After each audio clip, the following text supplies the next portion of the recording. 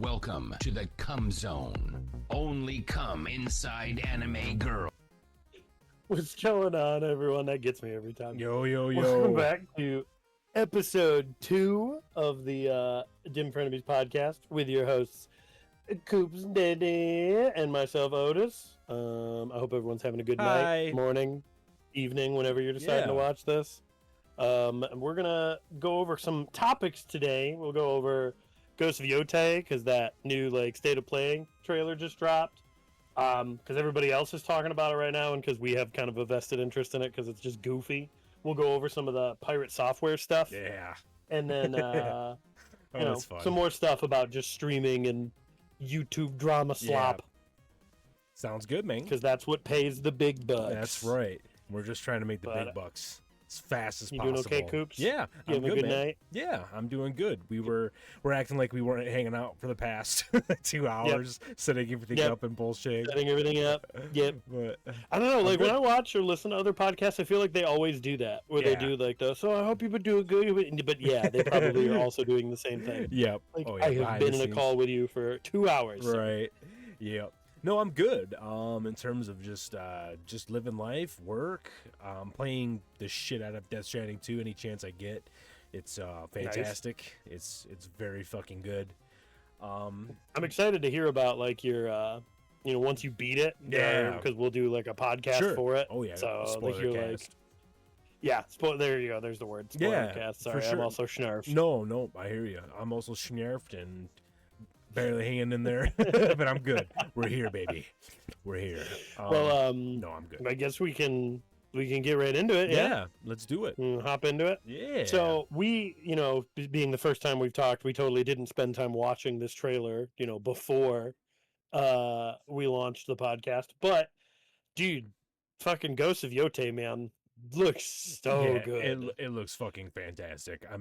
I was. Go ahead. No, I was just gonna say there were so many things they showed off that just gets me. Ooh. Yeah. Ooh, I'm ready. Yep. I'm ready, dude. And it's funny. When Ghost of Tsushima was announced, and it's Sucker Punch. I fucking love Sucker Punch. They did Infamous. I loved Infamous. I love the whole series. Second Son was. I'm curious. I remember when you played that on stream. How did you like Second Son? That's kind of how I was. My best compliment for it was short, and I like short games because they give me less time to hate them. True. It took me probably 8 to 10 hours to beat it. I barely did any of the side stuff in it. But it was fine. The game got more fun once you got more movement. Yeah, more options. Powers and stuff. For sure. You get that neon shit where the techno shit where you can fly across shit. Yep. That was really good. See, I think Sucker Punch nails. I think the story in Second Son was a little weak, but I loved it in Infamous, the first two at least. But I think Sucker Punch nails the gameplay, the feel of being a superhero. And so I'm excited anytime they're doing pretty much anything. But when they first showed Ghost of Tsushima, I was like, I don't know, a samurai game. I'm kind of I just wanted to do another Infamous, or you know what I mean, or just something different. I was kind of on the fence too. I was like, so they showed it more and more. I was like, okay, it looks good, it looks okay. I'm excited about it. And then it was one of those games I just had to play it. I had to get my hands on it to get kind of that full how do I really feel about this game? Do I really care? Am I excited? Is it good? And it literally it took me probably about 2 to 3 hours of playing it before I realized holy shit, this game's fucking awesome. It's so good. My favorite part about Ghost of Tsushima, and I know because intro was great we've too. Known each other for so long. Yeah. But how much that game respects your time. Yeah. Oh yeah. That game respects your time so much. You get fast travel almost immediately. Yes. Anytime there's a character that exposits or is talking to you and you're walking with them, if you sprint, they sprint. If you're on a horseback, they're on horseback. They don't slow you down because they're telling you story. Yeah. Where, other games that came out, Final Fantasy VII Remake, you fucking did nothing but pad your time everywhere. Yeah. Yep. So I just love that game so much for that. Yeah. It just, oh, And so good. Were you running the trailer, by the way, like just I was thinking muted? No, I was thinking, or do you want to wait to turn it on? because this is the Ghost of Yotei State of Play. Yeah. And we're just gonna talk. We've already seen it. Spoiler alert! Because we're just gonna be safe. We're gonna play it and talk over it. Got it. We should be. I know we talked about this off podcast, but essentially because we're gonna talk, we should be transforming it. It shouldn't block us, but we're just gonna be safe. Yep. Well, yeah, it's just gonna be muted for it's it. just That's gonna be all. muted. Like, the We're just video gonna keep it muted. But Yep. and leave a comment. Tell us if we're stupid or if I'm stupid. But I think No, we're stupid. You don't have to. You don't have to subtract. No, it's that. fine. I don't want to throw you into that. but throw me in, Daddy. But because I'm new to this crap, even though I am and I'm not. You know what I mean? Like, obviously, I've watched plenty of YouTube and done dumb shit I've streamed like you, and you know what I mean. But in terms of like the world of copyright law, in terms of what you can watch and say and react, as far as always known, if you just play a fucking video and walk away, that's bad. You can't do that. You can't just upload people's content, say it's yours. And let's say the best thing you could do is be like, okay, we are watching this video by so-and-so. You can even put them in a link in the description. I don't think you have to, but you could do that even just to cover your ass. Sure. Yeah, and as long as citing it. Yeah, right, exactly. Cite it, exactly. Kind of just gives them credit. Like when Aspen or whoever reacts, they'll just at the end they shout them out 50 fucking times. You know what I mean? Like, hey, go watch this guy's video, blah blah. So I think you can do that, but yeah, just to be safe, better safe than sorry, because it all depends. Because we did a great coverage of we talked about 28 years later, and we did a 0.5 episode, and you were like, we can't use any of it. Dude. We can't use any of it. I'm like, you're like, well, I think it's because we're because I played the trailer, and it was just the trailer on YouTube. I just looped it, and we were talking over it, and that should be fine. But I think it's because of it could be wrong, but I think it's because what I assumed was audio, and it could very well could be. But for me, and like I said, I've heard Angry Joe and shit talk about this, complain about this. Like movie studios are very fucking hardcore. Oh yeah, about dude, they're the worst. Playing their trailers and shit. They will come after you. Like he is pissed. Like he's had a lot of videos about. Fuck you. Like, we're playing this video, and they'll even play it mirrored upside down. You know what I mean? Just to be safe. They'll have Angry Joe as a watermark on it. And it's they react to it. They're talking over it. They're giving their input on it. So, and that should be fine. But yeah, so people shit on and people. We can eventually go. And this isn't what we're really going to talk about, but we can go into eventually React streaming and shit like that because people. It's very much I get people hate it, love it, but I like it because I think it does help people. Obviously, it's a double-headed edged sword. Sometimes the XQC and Asmongold, they make the money, and the smaller creators can get fucked over. So, but it's but then I've also seen them literally make people's careers overnight. So, you know what I mean? You take the good with the bad. It's a double-edged sword, I really think. But anyways, I'm all over the place. No, it's okay. Talking about 20 different things. So go ahead. No, you're good. No, it's good. I just I guess we'll just go into Ghosts of Yotei stuff now, Ghosts of Yotei. Yeah, let's do it. So watching it, I pretty much can already tell it's going to be something I really like. Oh yeah, for sure. You can already tell there's little things that they've changed. Now there's a bunch of different weapons. Yes. That's super fucking cool. Yep. I don't know if they're going to get stances. I don't pay that close of attention to it. That's true. While they were switching weapons, but maybe they removed stances and now it's just different weapons. Right. I think you're right about that. Trigger warning. It's a female protagonist. I know. Oh fuck. Oh, no. I'm out of here. Fuck this shit. No, at least from everything you can see in the trailer, it looks like there's a reason for it. Yeah. It makes sense. Mm-hmm. It's not one of those wokeism I don't get vibes. I don't get those vibes from this game. Suicide Squad style vibes where Assassin's Creed Shadows. You got it. We're injecting we're injecting these characters for some sort of political point or reason.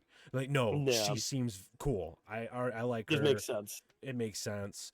And I'll admit okay, this might be a shocker. I'm gonna get us canceled. This might be a shocker, but oh no, episode 2 already canceled. Yeah, I know. But okay, let's say in a character creator, you make characters that are like insane looking, and I fucking love that. Like Monty, like you could, and there's a lot of people that do that. Just make crazy looking characters. I make characters that I just think look like kind of like soldiers, not like me, but just look like just kind of like I put a scar on them, like a Mass Effect type commander type guy. And then there's people like I think people make characters on like what they like, who they can, who do they relate. I think there's a lot of girls that make girl type characters. You know what I mean? Yeah. Like if you took a poll, I think more men, you know what? And men do obviously make girl type characters so they can look at the fucking ass and the titties. They can look at the shit. Yep. For sure, duh. I'm not fucking stupid, but I like to make dudes, and I think there's a lot of girls that like to make girls. You know what I mean? It's not a fucking hot. Shouldn't be a hot take. So Not all you like doing with dudes. yeah.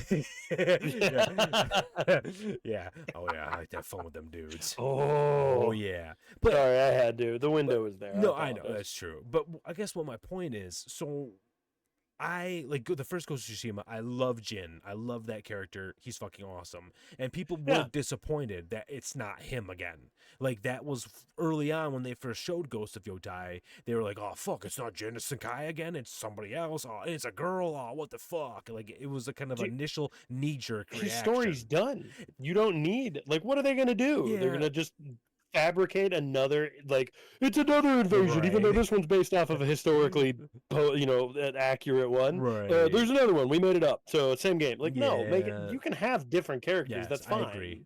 I agree. No, and I'm with you. Like if you're gonna do a female character, just do it service. Make it make sense. Yeah. You know, like Dude, I mean, it seems like it's honestly, it's gonna be good in that regard. I'm sorry. No, go ahead. Go ahead. I was just gonna say with this sort of game, I love Ghost of Tsushima. Mm-hmm. Didn't fucking remember what the guy's name was. Didn't remember. You said Jin just now, and it popped in my head. But it's like in this game, him, but you have different armor sets and basket hats or helmets or whatever that like you're not gonna associate a specific look with that character for that to be like a thing anyways. Yeah. This is not a God of War where everybody knows what Kratos looks like. Right. No, for this sure. isn't an Uncharted where everybody knows what Nathan Drake looks like. Yeah. Like you see like a samurai in a field and you're like, oh, it's Ghost of Tsushima. That's what you associate with it, not the character. So like, no, I agree. It being a new character, that 100% makes sense. Yeah. And I like Jin, but you're right. He wasn't this like iconic Ezio style character, or in the game didn't end on a major cliffhanger. So you're like, well, wait a minute, why are they changing the character? Like, yeah, well, it makes sense for them to do it. It's fine. And like, I think like, I don't know if you watched it. It's on Netflix. It's called Blue-Eyed Samurai. It was really fucking good. It's like it's animated. I won't go into like spoil, but I won't spoil it. There's a twist. And on the character, that's all I'll say. So I think they maybe got some inspiration from this, where it's like, make it a female. It'll be a kind of a cool little twist, and that's cool. So, but no, it looks good. And for Ghost of Tsushima, we can suspend disbelief. Like there is no samurai or male or female that could kill 20 dudes in a field. Like, no, you would just get killed and overwhelmed. No matter how badass you think you are, like, if you're surrounded by, like, warriors, you're fucked. You know what I mean? Like, in Ghost of Tsushima, you could literally fought 50 Mongols at a time. Like, especially at the end of the game, you literally are fighting so many people. Just you against and everybody. And I loved it. It was awesome. Jin was like, but it's a video game.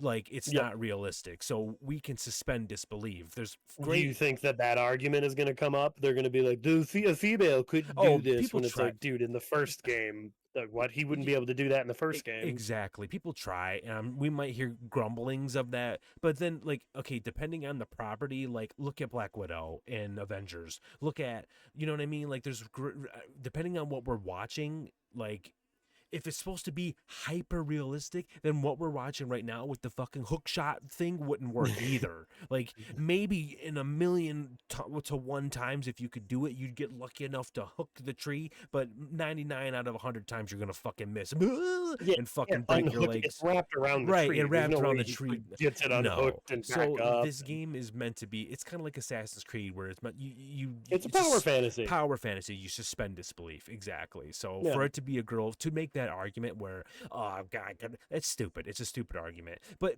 we are tired of them trying to shove some certain characters down our throat for when it's political. forced. Mm-hmm. When it's forced, or for some sort of political agenda, some sort of, that's what we're all tired of. We don't, the majority of us, female characters, they're fucking great. You want to have a female lead? We don't give a shit. We don't give a shit.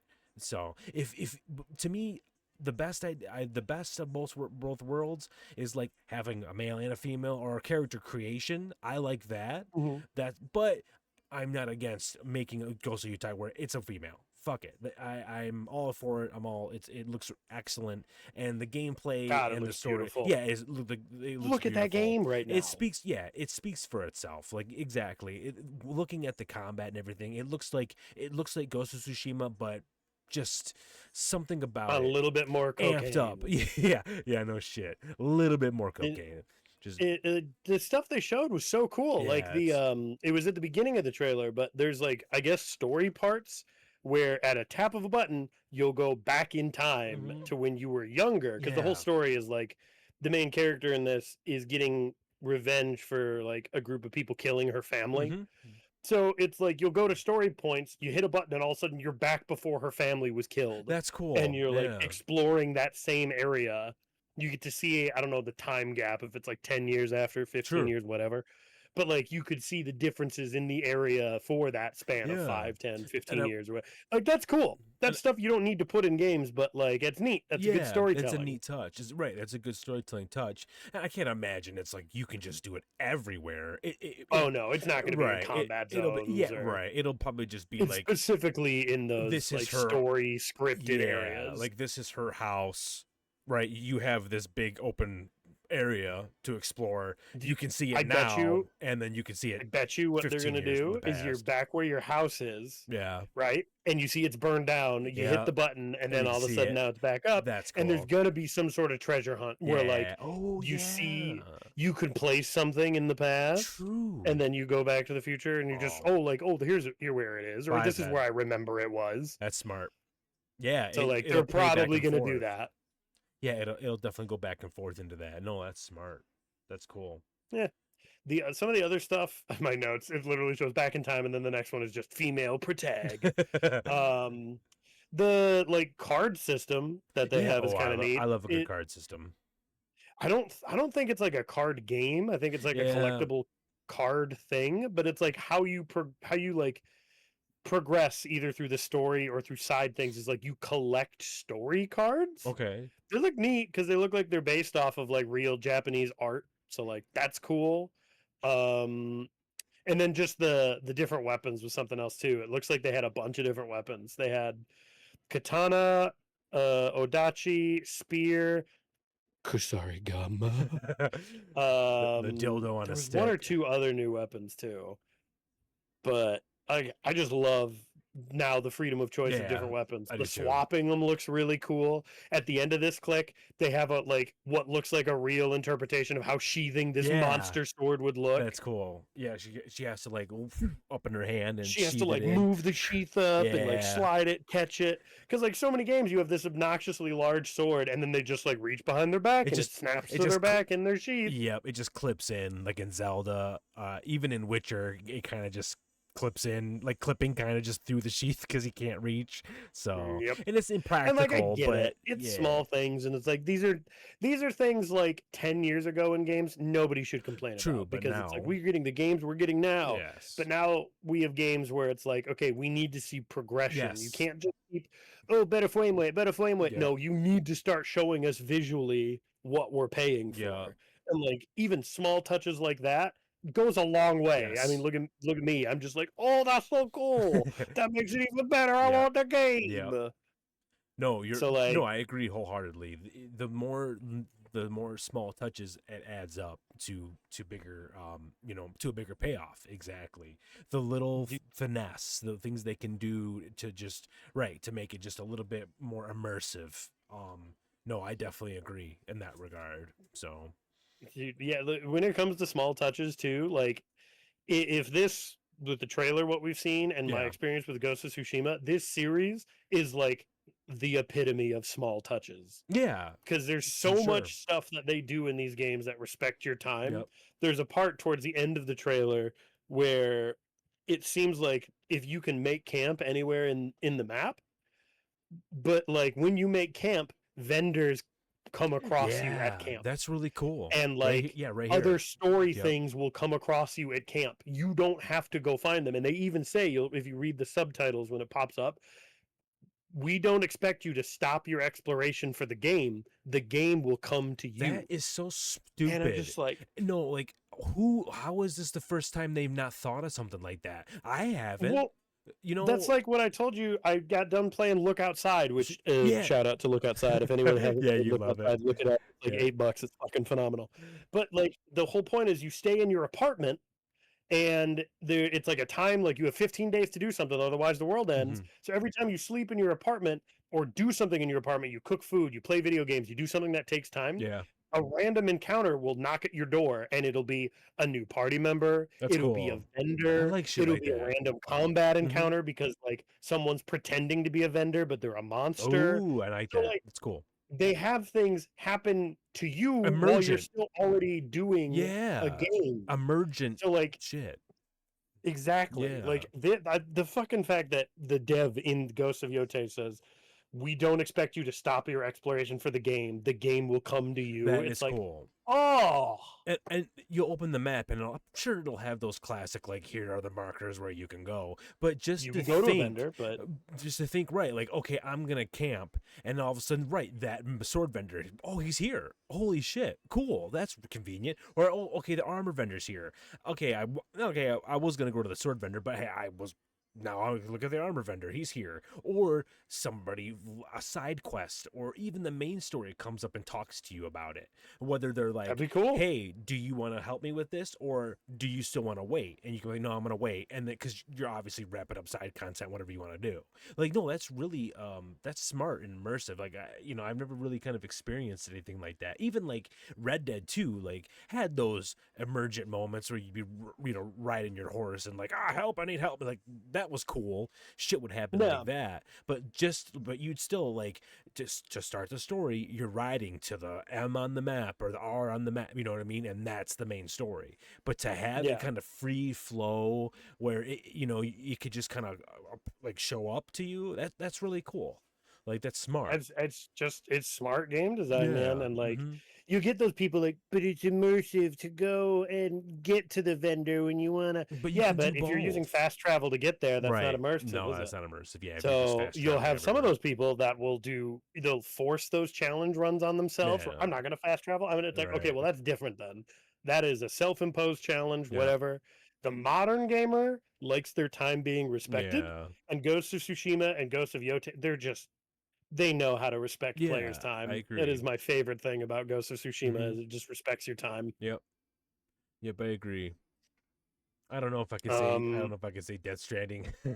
See, I think Death Stranding 2 does a much better regard in respecting your From what time. I've But the heard, first it one, does. Yes. first one takes a while to get to that point. You're going to be First on one foot for a is long the time. complete opposite of respect of your Yeah, time. in the Complete beginning. opposite. I don't Yeah. want to get off on a tangent. I just No, want to no, talk it's about fine. really quick because you brought Yeah, up yeah, Death sure. Stranding 2. Did you see that AFK Easter egg thing? Oh, with the coffin.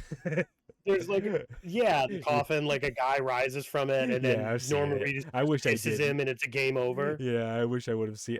Who the fuck is that guy? He's if you, I don't want Is to. he story important, or is he? Yes, he's story important. Okay, Yeah, all right. you see him in Just trailers. that kind of Easter egg, that blew my mind. I didn't know what was Yeah. happening, and I'm like, this seems like a fucking wild Easter egg. It is. I would have never have known. I'm not even to that point. It came up in my feed, and I was like, "What the fuck am I watching?" Like, I should skip this, but I have watched it, and I was like, You "This were is saying, amazing." yeah, like, this I was isn't like, good. "What I is can't happening?" watch it. I You just know. watched it. Yeah, I did. I watched Well, it anyways. I just wanted to see if you saw it. So now I you did. did. We can pivot back. But some of the other stuff they added, they're bounties now. Yeah, Super cool. I love bounties. I love a good bounty system. Bounties are great. I Yep. don't remember there being a bounty system in Ghost of Tsushima. You'll have to correct me if I'm wrong. No, I think you're right. I don't think there was a bounty system. There were like dudes you could fight, like legendary samurai or bad guys Yeah. or whatever. Like you But could it do wasn't like duels, but there wasn't like a quest board you bounties. go up to, No. and then you So it seems like on top of duels, now they have like, oh, this is a special dude, go Yeah, fight him, go and like fight that's him. cool. Yes. Anytime you get to a town, even though I don't like open world games like Witcher, I do love Witcher for that. You get to a town and there's a board with like Yeah. 9 quests on it, Yep. I love instead that of shit. having to go talk to everybody to Yes. get quests.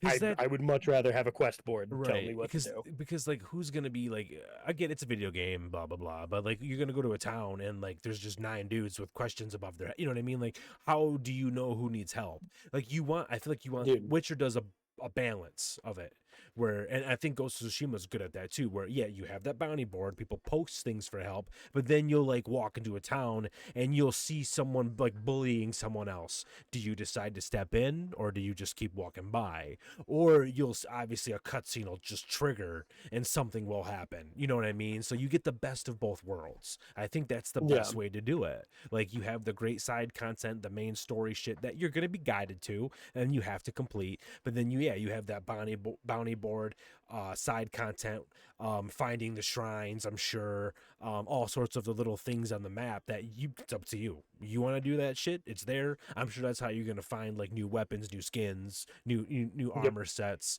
So that's cool. Riding the horses, holy shit! But Dude, the game just looks so it good. looks really good. But It yeah, is, dude, it just it's gonna be cool. I don't know. I'm sure I already went past it, but all the armor sets that they showed too were phenomenal. Like they were really they look cool. really cool. The You weapons. can dye them. Yeah. So like Yep. if you have an armor set that's black, you really like it, but you want to make it purple, you can just dye it. Right. Or red. I'm gonna be red. Like a I red. think you could do that ninja. in the first one. Could you do that in the first one? You would get like I just played it a little bit ago just to kind of get refresher. I love this maybe a couple months back, but like you get like a set of armor and it's like level 1, and then you can like upgrade it and it adds like more pieces to it, and then I think But you can't dye them. You can. I think you get dyes as well. So I don't remember. I don't usually customize my character like that in games. Yeah. I'll get like a cool armor set and then I just stick with it.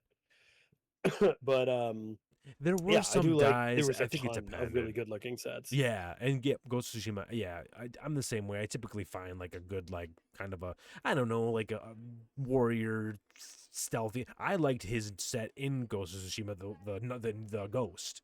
His armor set with the mask, I loved it. But you don't get it till late in the game. But I love that armor set. But yeah, skibbity toilet. My brain's just blah blah blah blah blah. No, that's okay. There were the modes they had, which is really interesting. Yep. Like I thought with modes it was just going to be like a filter, and like the Kurosawa mode, which is returning from Ghost of Tsushima, technically is just a filter. Yeah, it's cool. But then they have 2 other modes that are really interesting. They have, I don't remember, like apparently they just wanted all the different modes that they added to the game to like be a shout out to people who were big in like samurai movies, media, whatever. Like 13 and so like 13 Assassins. Exactly. The second mode is based off the director of 13 Assassins, where they said they pull the camera in closer and there's more blood and more mud spatter and just a lot more visceral. Yeah. That's cool. That's that's the mode I want to play on. It just depends on how close the camera is. True. If the camera's really close and I can't see someone donkey punching me in the back of the head, I'm going to be really upset about that. Yep. But then the third mode is really good for people if you like to partake in the schnurf like Coops and I do. They actually called it a Samurai Champloo mode, where they like lower the audio, not to mute, but just quieter, and then they play like lo-fi made by the music director of Samurai Champloo. Yeah. And like that's cool as shit too. They played a little snippet of it. You get to hear the music while you're just trotting on your horse. It's chill. And yeah, it's real chill. Dude, cool. If you light up a little doob, and then just pop on Ghosts of Yotei in Samurai Champloo mode. I mean, that's gonna be you just be riding around like for an hours. experience in and itself. Yeah, getting nothing accomplished. You just be riding around, just fighting people, just hunting people down, bandits, whatever. just over and over again, roaming. Doing nothing. I platinumed Ghost of Tsushima. I'm gonna try to platinum this one, and that'll probably be the mode I'm playing in when I'm platinuming. That's cool. Just have the lo-fi mode on. I'll just do all the other side shit. and fucking just do the side shit. See, like, yeah. Such a cool idea. Yeah, like the Kurosawa mode is really cool. I wouldn't use it, but it's awesome. Like, I know people love it. I'll probably just kind of play it like just normal mode, whatever. I know there's like different normal mode. Like, I don't normal know what mode. How dare you? Yeah, not. I know, you pleb, you peasant. But dude, yeah, I mean, I couldn't play in the Kurosawa mode. Like, I'm weird like that. I like black and white movies, but I can't play games in black and white. Yeah. I don't. And I just can't. I feel like it's. I wouldn't. I feel like it's not. It's not the word. It's not an insult to the game because black and white's cool, but the color is so beautiful in this game. I want to see the color. You know, that to me is like the number one, and the blood and all that, like the red and the gore, and so. I did think it was neat though in Kurosawa mode. They said that the wind has been up. Yeah, that so is like cool. if you have it in the black and white mode, they want it to be windier because they're like, yeah, you're gonna need some visual appeal. Yeah. And what's not appealing about fucking wind blowing like cherry blossoms in the breeze? Yeah, you see while them... your cape is fluttering and it's black and white, and like, I mean, I feel like I'm in Japan just saying it. Right. No, like the style of the game is so fucking cool. And that's like this obviously the first games like Death Stranding. I'm trying to stop glazing Death Stranding. I'm trying to think of other games like this too that they just nailed. Batman, the Arkham games, they just nail the style. You know what I mean? Yeah. Some of the earlier Assassin's Creeds were great. They just make you feel like a badass without having to overcomplicate things. You know what I mean? Dude. So 100%. In the first Ghost of Tsushima, you know when you first unlock, I forget what that mode is, but it's basically the one where you go batshit insane, like you decapitate everyone with a swing. Yep, it's fucking awesome. When you first unlock that mode, it's like your berserk mode or whatever, and the screen goes like black, white, and red, and then you just hear nothing but it's like that mode. I was just like, holy fuck, shit. I'm him. Yeah, I'm that guy. Yeah, I'm him. Yeah, it's just what it felt like, man. It's like guts. Getting it did such a good job of making you feel it. Yeah, it's like Guts getting, what is it, the Dragon Slayer armor or whatever it is. It's like you just oh my god, insane, just slaughtering everything in front of you. Yeah, you and you can just like blip. You're just like, you know, and just decapitating dudes. Like, every enemy died in one hit, and they were always losing a body part depending on how where you hit them. I know we already talked about this. Yeah, don't talk to me about like it can't. A girl wouldn't be able to do this. Like, fuck off. You know what I mean? Like, you can't. Oh my god, it's I not know. meant that. It's exactly. It's the power fantasy. You know. So that's the type of game. Honestly, unless you wear a very specific set of gear, honestly, you're probably not even going to remember it's a girl half the time you're playing until cutscenes. Right. Because like a lot of like the clothing, they're just thick robes. Yeah, it looks cool. So if it bothers you that much, which it shouldn't, but if it bothers you that much, just fuck up. You wouldn't be able to tell anyways. No, there's a lot of great armor sets too. So yeah, there's a lot, and you know.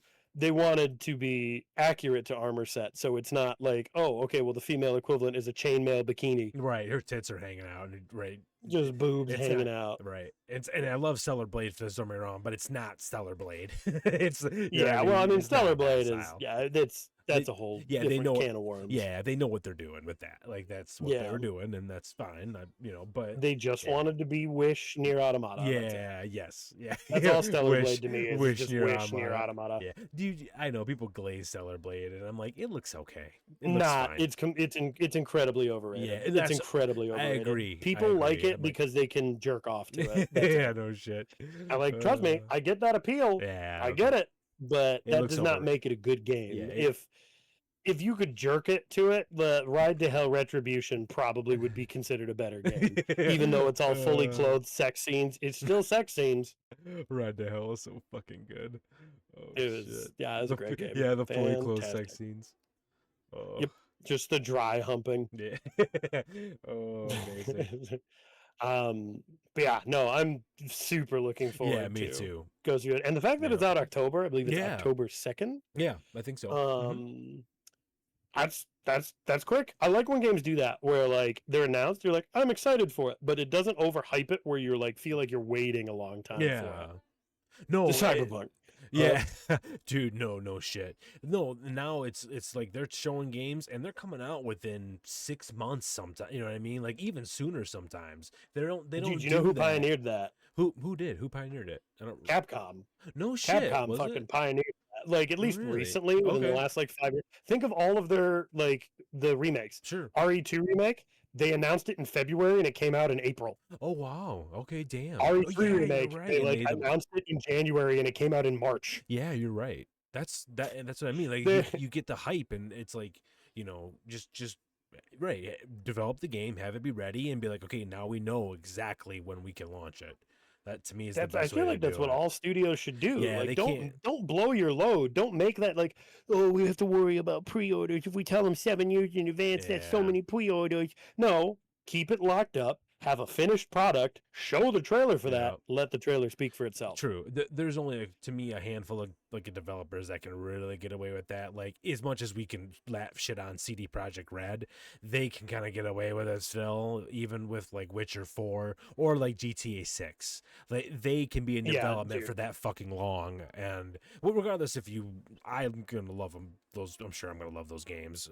Yeah. But they can like tease it for years and years and years. But no, for the majority of games, yeah, like show it and then have it be ready within 6 months or something. I like, feel like GTA 6 wasn't even teased for years and years. no, and you're years. right. You're I right. feel like that was It the really fan wasn't. base that Yes. kept making shit It's up. coming. It's And coming. then Here's a map. 16-year-olds see them online and go, oh, Yeah. okay, yep, it's coming. Yeah. When like, You're didn't right. they not fully announce it was coming until like, not last year, but the end of the year Yeah. before? Yep. And it would have been out this year, except they pushed it back. So it wasn't even hyped that long. And I'm Yeah. not saying you said it was, but just like, people forget that shit. Yeah. Like, No, you're it right. wasn't I hyped would. for years and I years do and too. years. It was No. idiot theories that people just Yep. believed because everything on the internet is true. No, that's true. No, that's a good point.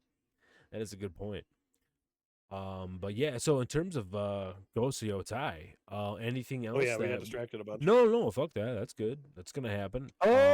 No, I mean, I think we covered a lot of everything. Like they're talking about music right now, which the music is great, Oh yeah, but music's like always good. it's gonna be not great. it's not going to be a like a seller for me, even Sure. though I love video game music. Yeah, me too. This is just, it's supposed to be accurate for its Yeah. time period. Japanese stringed instruments. You got I don't know it. what it's called. Yeah. Like a lute. It's not a lute, but whatever. A lute. Um, A ukulele. What is it? Ukulele. I think they're called. a yoga. I think it's a banjo. I think the correct Is term it is ba- see, he's playing a banjo right there. That's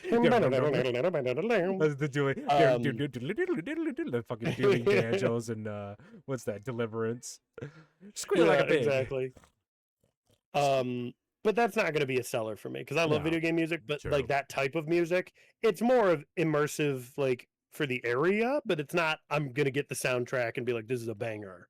Yeah. Right. Yeah, exactly. Nope, you're right. To me, it's the icing on the cake. I love love a good soundtrack. To me, the sound design's more important than the soundtrack itself. Like obviously the sound of the game and the sound effects and shit like that. But Ghost You of want to Tsushima, hear that blade slicing through shink. right? I have no like. It's just not even a concern.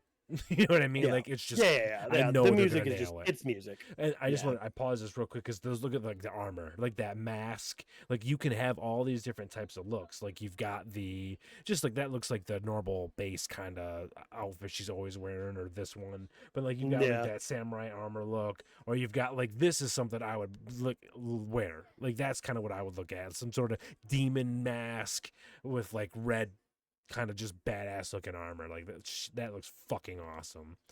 So Yeah. no, there's so many different types. So I love that those are the little touches to me. Like Final Fantasy 16 was missing, where you didn't have armor sets.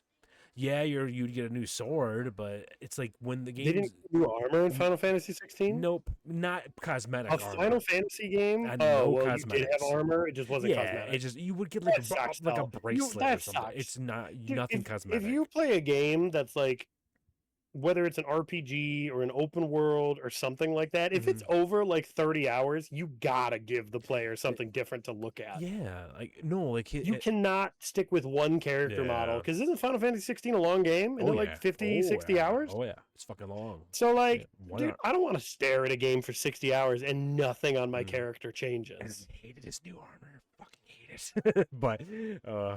but yeah, like yeah, we can get into that's a whole other fucking can of worms. But Yeah, I I'm didn't with play that you. one. I'm with you. Like, give me armor sets, man. Give me something to chase. It doesn't have to be like they're tied to a number. Like Cyberpunk fucked all that shit up when they started. I don't know what they were thinking.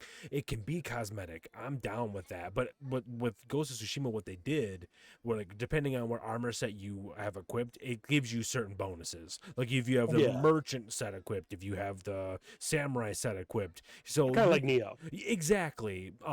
But Neo was like almost more. Neo, like no, okay, Neo was way over the top. Yeah, Neo's like Neo's inventory was way over the top. Yeah. But you just meant as far as sets, like set pieces. Right, but yeah, it's definitely a little more simplistic, and it's like easier it's easier to collect the armor sets and like get all the sets if you want to. You actually want to in that game too. Like a lot of open world games, at least for me, like they do not give me a good enough reason to do it. Yeah. And like, dude, I don't mean to keep bringing it up, but like Stellar Blade. No, go ahead. I didn't do any of the side quests, and while I was streaming it, and some people were like, "But you're not going to get the outfits." Dude, that doesn't matter to me. Yeah. I don't care. Do they give me any new abilities? No, they're just skimpy around. Yeah. I've got the internet, bro.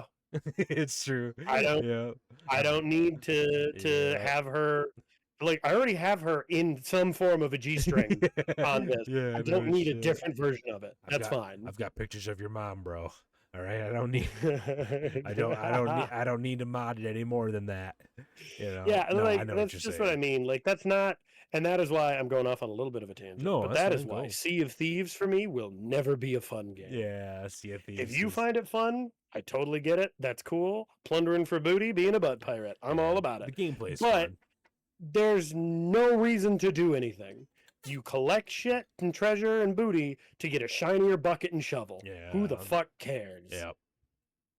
So you can get a shinier bucket and shovel for your next excursion. Yeah. Oh, but the ships, there's nothing different about the ships. They just look different. Yeah. See, it's the same fucking thing. I love cosmetics too, but if you can make armor sets not only cosmetic but have unique bonuses and shit too, it's have it mean something. Have it mean something. Even the shinier shovel in Sea of Thieves, it digs 10% faster. Right. Cool. Yeah. Then there's a reason. Like, yeah, exactly. Something. Give me some sort of incentive or bonus. Yeah. I just pissed off the half of the 12 people that listen to this. Nah, it's fine. Fuck them. Nah. But yeah, I'm excited. It looks good. That's Ghosts of Yotei. Yeah. There's a Kurosari Gama. I'm all about it. That's true. That's all that matters. My favorite weapon in a samurai game. Dildo on a stick. You just fucking fling it around and slap people in the face with it. You're going to be fucking using that dildo on a stick. I know. You guys love that stupid weapon. It's so good. I'll never use it. No, it's cool. I'll probably fuck around with it a little bit, but I'm a basic bitch. I'm a sword boy.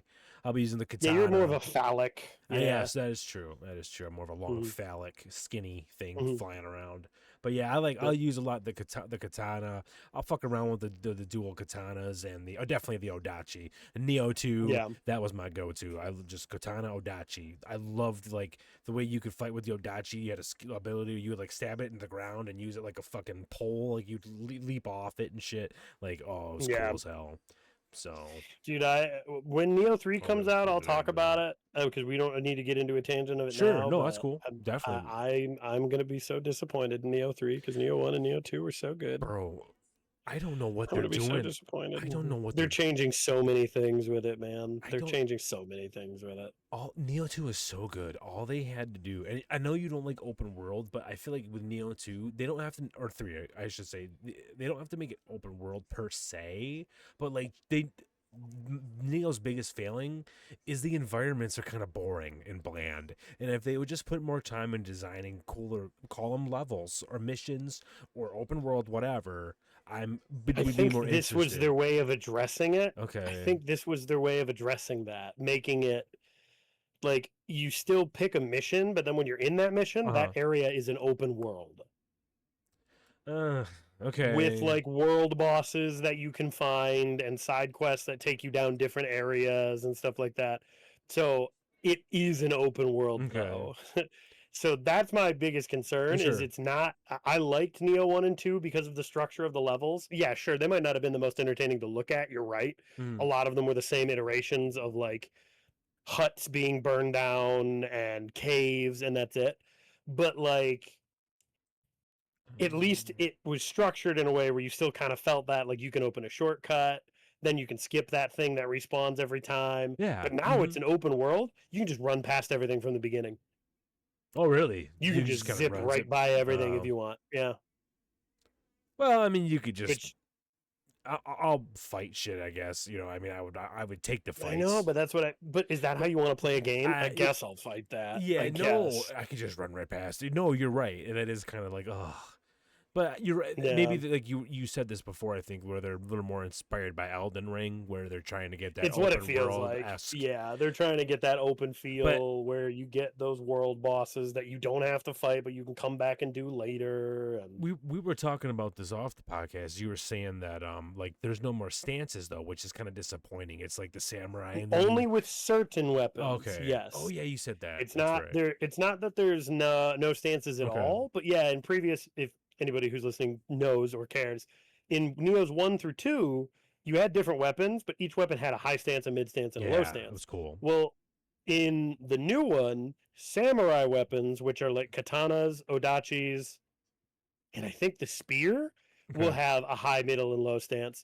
But quick weapons, if you liked using quick weapons in Neo 1 and 2, like the Oh, Kusarigama, yeah. the claws, Which the you guys did. tonfa, Tonfas are cool. those are now ninjutsu weapons, and Okay. those don't get stances That's so stupid. because you have Why? ninjutsu magic on the hot bar that you would have had stances on in the samurai tree. Why? So yeah, I don't know. I don't know why they changed it. You remember in Neo 2, one of the best parts of the game is every monster you had a chance to get their core, and then it Yeah. gave you an ability That was for them. that was awesome. They kind of nerfed it where you still have the opportunity to get a core, but more often than not, the core is going to be used for something passive. Like, oh, if you equip this core, now you can make sloth talismans. Oh, if you equip this core, now you can make poison talismans. Dude, And then like, oh, this core you can use as an ability, but it's a summon where you summon the monster to fight with you for 10 seconds and then it goes away. You don't get like an ability. Like in Neo 2, there was this monster that had one eye and a big hammer, and when you would use the ability, you would transform into the monster, have the big hammer, and slam it down. Well, in Neo 3, now if you got that same core, all you're going to do is summon the hammer monster to fight next to you for 10 seconds, and then it disappears or gets killed, and that's it. lame. And it's like a 45-second cooldown. Yeah, that's lame. Like, I don't like that it's just like a summon. I liked that it was a unique attack. Like, you would do a cool Yeah, you could use it in the middle of your combo. Yeah, like you. And sometimes it benefited. Like, Yeah. oh, it does tons of poise damage. So it might not do a Yeah. lot of damage, but then you see their poise meter go like, what? And so you hit him 3 more times, and then he's stunned, and you Yeah. get your riposte or whatever it's called. But yeah, they're removing a lot of content in it that I don't know why. Neo 1 to Neo 2 was like, we took everything we did in Neo 1 and improved upon it. Neo 2 to Neo 3 is like, we had a lot of cool things. We're going to tweak stuff. Yeah. Like, don't tweak stuff, just add. Right, just add or like improve it in different ways. So Yeah. yeah. So well, when that comes out, we'll have a much Yeah, bigger sure. in-depth discussion about it. But I have a feeling I'm going to be heartbroken by it. You know what? Me too. Hopefully that it proves me wrong because I'm like you. Like me and you kind of have a special love for Neo. And I first played Neo. I'm like, I don't care. Like there's oversaturated. Even at the time, I was like, why would I play Neo when I could play Dark Souls, Demon Soul, whatever, Sekiro, And I played it, and I was like, damn, this is pretty good. Like the combat, like Neo is fast. It feels fluid. I liked the different stances at first were a little overwhelming, but then you get used to just like, oh, I'm in high stance. I'm doing different attacks. You dodge differently, and I can use special skills. And then then like once you get comfortable in the middle of fights, you're key pulsing, which is like you're changing stances and key pulsing and pulsing. You're using skills on each different. Like I would go to low stance, right? I would be like, and in low stance you can do like different types of dodges. You're like quick little dodges, and then you can fight, like let's say with the katana you fight really fast. It doesn't do as much damage, but you're real quick combos. But then you could do special skills, like I would jump up you and slash down, and then by the time I slash down, I would just go into middle stance and do different attacks and kick you, and then dodge backwards to get whether I key pulse to get my stamina back quickly, or I just let my stamina recharge over time. And that's what I loved so much about Neo, was how fast and fluid the gameplay was, and mixing up with the stances. So with Neo 3, go ahead. No, I'm sorry. No, you're fine. No, go ahead. Sorry. All I was going to say is it's like you're playing a Souls game, but like a fighting game Yeah. input. Mm-hmm. Yeah. That's why it felt cool because like Yeah, you're that's figuring out true. the combos yourself, and it kind of feels like a fighting game. Yeah, you're not doing like quarter circle input this, Yeah. but you're thinking in your head. You're like square, square, triangle, mid stance, whatever. Then Yep. square, square, square, triangle, key pulse, dodge, parry, and then you go. Like it just feels like fast enough, like Yeah. you said, Mm-hmm. fluidity, like a fighting game. Like you're actually learning No, what you're doing. true. And you feel that you feel like in the beginning it's a little overwhelming, all these different stances. It is, and then it's like a Diablo where you have all this different armor with all these different fucking stats and Yeah. shit, and Oh man. it's overwhelming. But once you like give it a chance, it's I loved it. I loved so much things about Neo, and I think they could make Neo 3 fucking awesome if they just kind of like give this team a lot more money and and put more effort into the environments. That's where I think Neo Mhm. needed more help. But you're right; it seems kind of disappointing that they're going in different directions. It looking at when I first showed it, I'm like, this kind of just looks like Neo 2.5. I really wasn't blown away by it, but again, once you Sure. play it and get your hand, I haven't played. I know there was a demo. I don't know if there's still. Sure, it's just I don't know if the alpha's still up or not. I yeah. don't If it think was an so. alpha, then yeah, you might you only get a limited opportunity to play it. Yeah. But yeah, anyways, I know we're off on a Neo tangent. No, that's cool. No, was there anything else you wanted to talk about with Neo or Ghosts, or you want to move on to Pirate Software? No, we can move on. All Yeah, right. we can move on to Pirate Software. Yeah, this dude. Dude, Oh shit. there has been, like you said, you've been watching stuff, and I have Yeah. too, because there's that one guy that keeps using the same thumbnail over and over. Hmm. But to his credit, his videos are very informative. Yeah. He's not like the guy we were talking about earlier, Pegasus. Not that I have a problem with Pegasus, but he's not the meme language where he's like, oh, absolutely diabolical, like Yeah. just obnoxiousness. The guy who has the videos, like yeah, that it's over one, his are very informative. Oh yeah, Like yeah, that guy. Okay, Quinthio. He Okay. he just gives the facts. That's it. I know someone else that's been covering him too is like the harmful opinion or something like that Okay. is No, I've heard of him. the like Awesome. floating skull dude. Okay. His is actually really good too, Okay, but cool. he's a lot Cool. more what you would call not jaded, cynical. Okay. Like you could tell he's a lot more cynical in his discussion. But yeah, so I guess to catch anybody up who isn't familiar with the pirate software Yeah. situation, the current one, The the current whole drama. dude, because Dude he's got is like this so many, and maybe that's his point. he's got a shovel. He's Maybe just he's digging a hole, digging that hole, baby, dude, deeper and deeper. he's got like 7 different Yeah. points of drama for him. It's I can't. ridiculous. And everyone call and he's like with the same thing with quoting Jesus. He's like, these are just grifters. They're grifters just trying to make money, trying to make stacks of cash. It's like, fine, call me a grifter. I don't care. That's fine, whatever. But like, it's the Amber Heard and Johnny Depp trial. It's just fascinating to me. I It don't just know keeps what it going. is, and it keeps getting deeper. And this dude, his ego, and he can't stop. Like I wish Dude, I could be in his inner circle, like an agent for him, and be like, can I just? I'm not saying I can fix it, but can we pump the brakes? And I got a couple of words you could say, dude, like just stop, just stop. just stop talking for like 10 minutes. Right? Just Yeah. stop Yeah, talking. for 10 minutes. Just shut up. And 10 minutes. it's insane all the controversies one Yeah. dude has brought about. So like basically, in case anybody doesn't know, Yeah. there's this Go ahead. guy. Sorry. Yeah. I get His Twitch. Oh no, you're fine. His Twitch is Pirate Software. His name is something Thor something. Yeah, I don't know Thor. his full name. Yeah. He claims he's a game dev. I'm gonna say he claims it, even though I guess technically on paper he is. But I'm just gonna say he claims he's a game dev. He claims he's a top tier World of Warcraft player. And he claims that he is very knowledgeable on the whole dev process of developing games. Now, I say claimed for a lot of things because he's been proven wrong on almost everything that he truly believes about himself.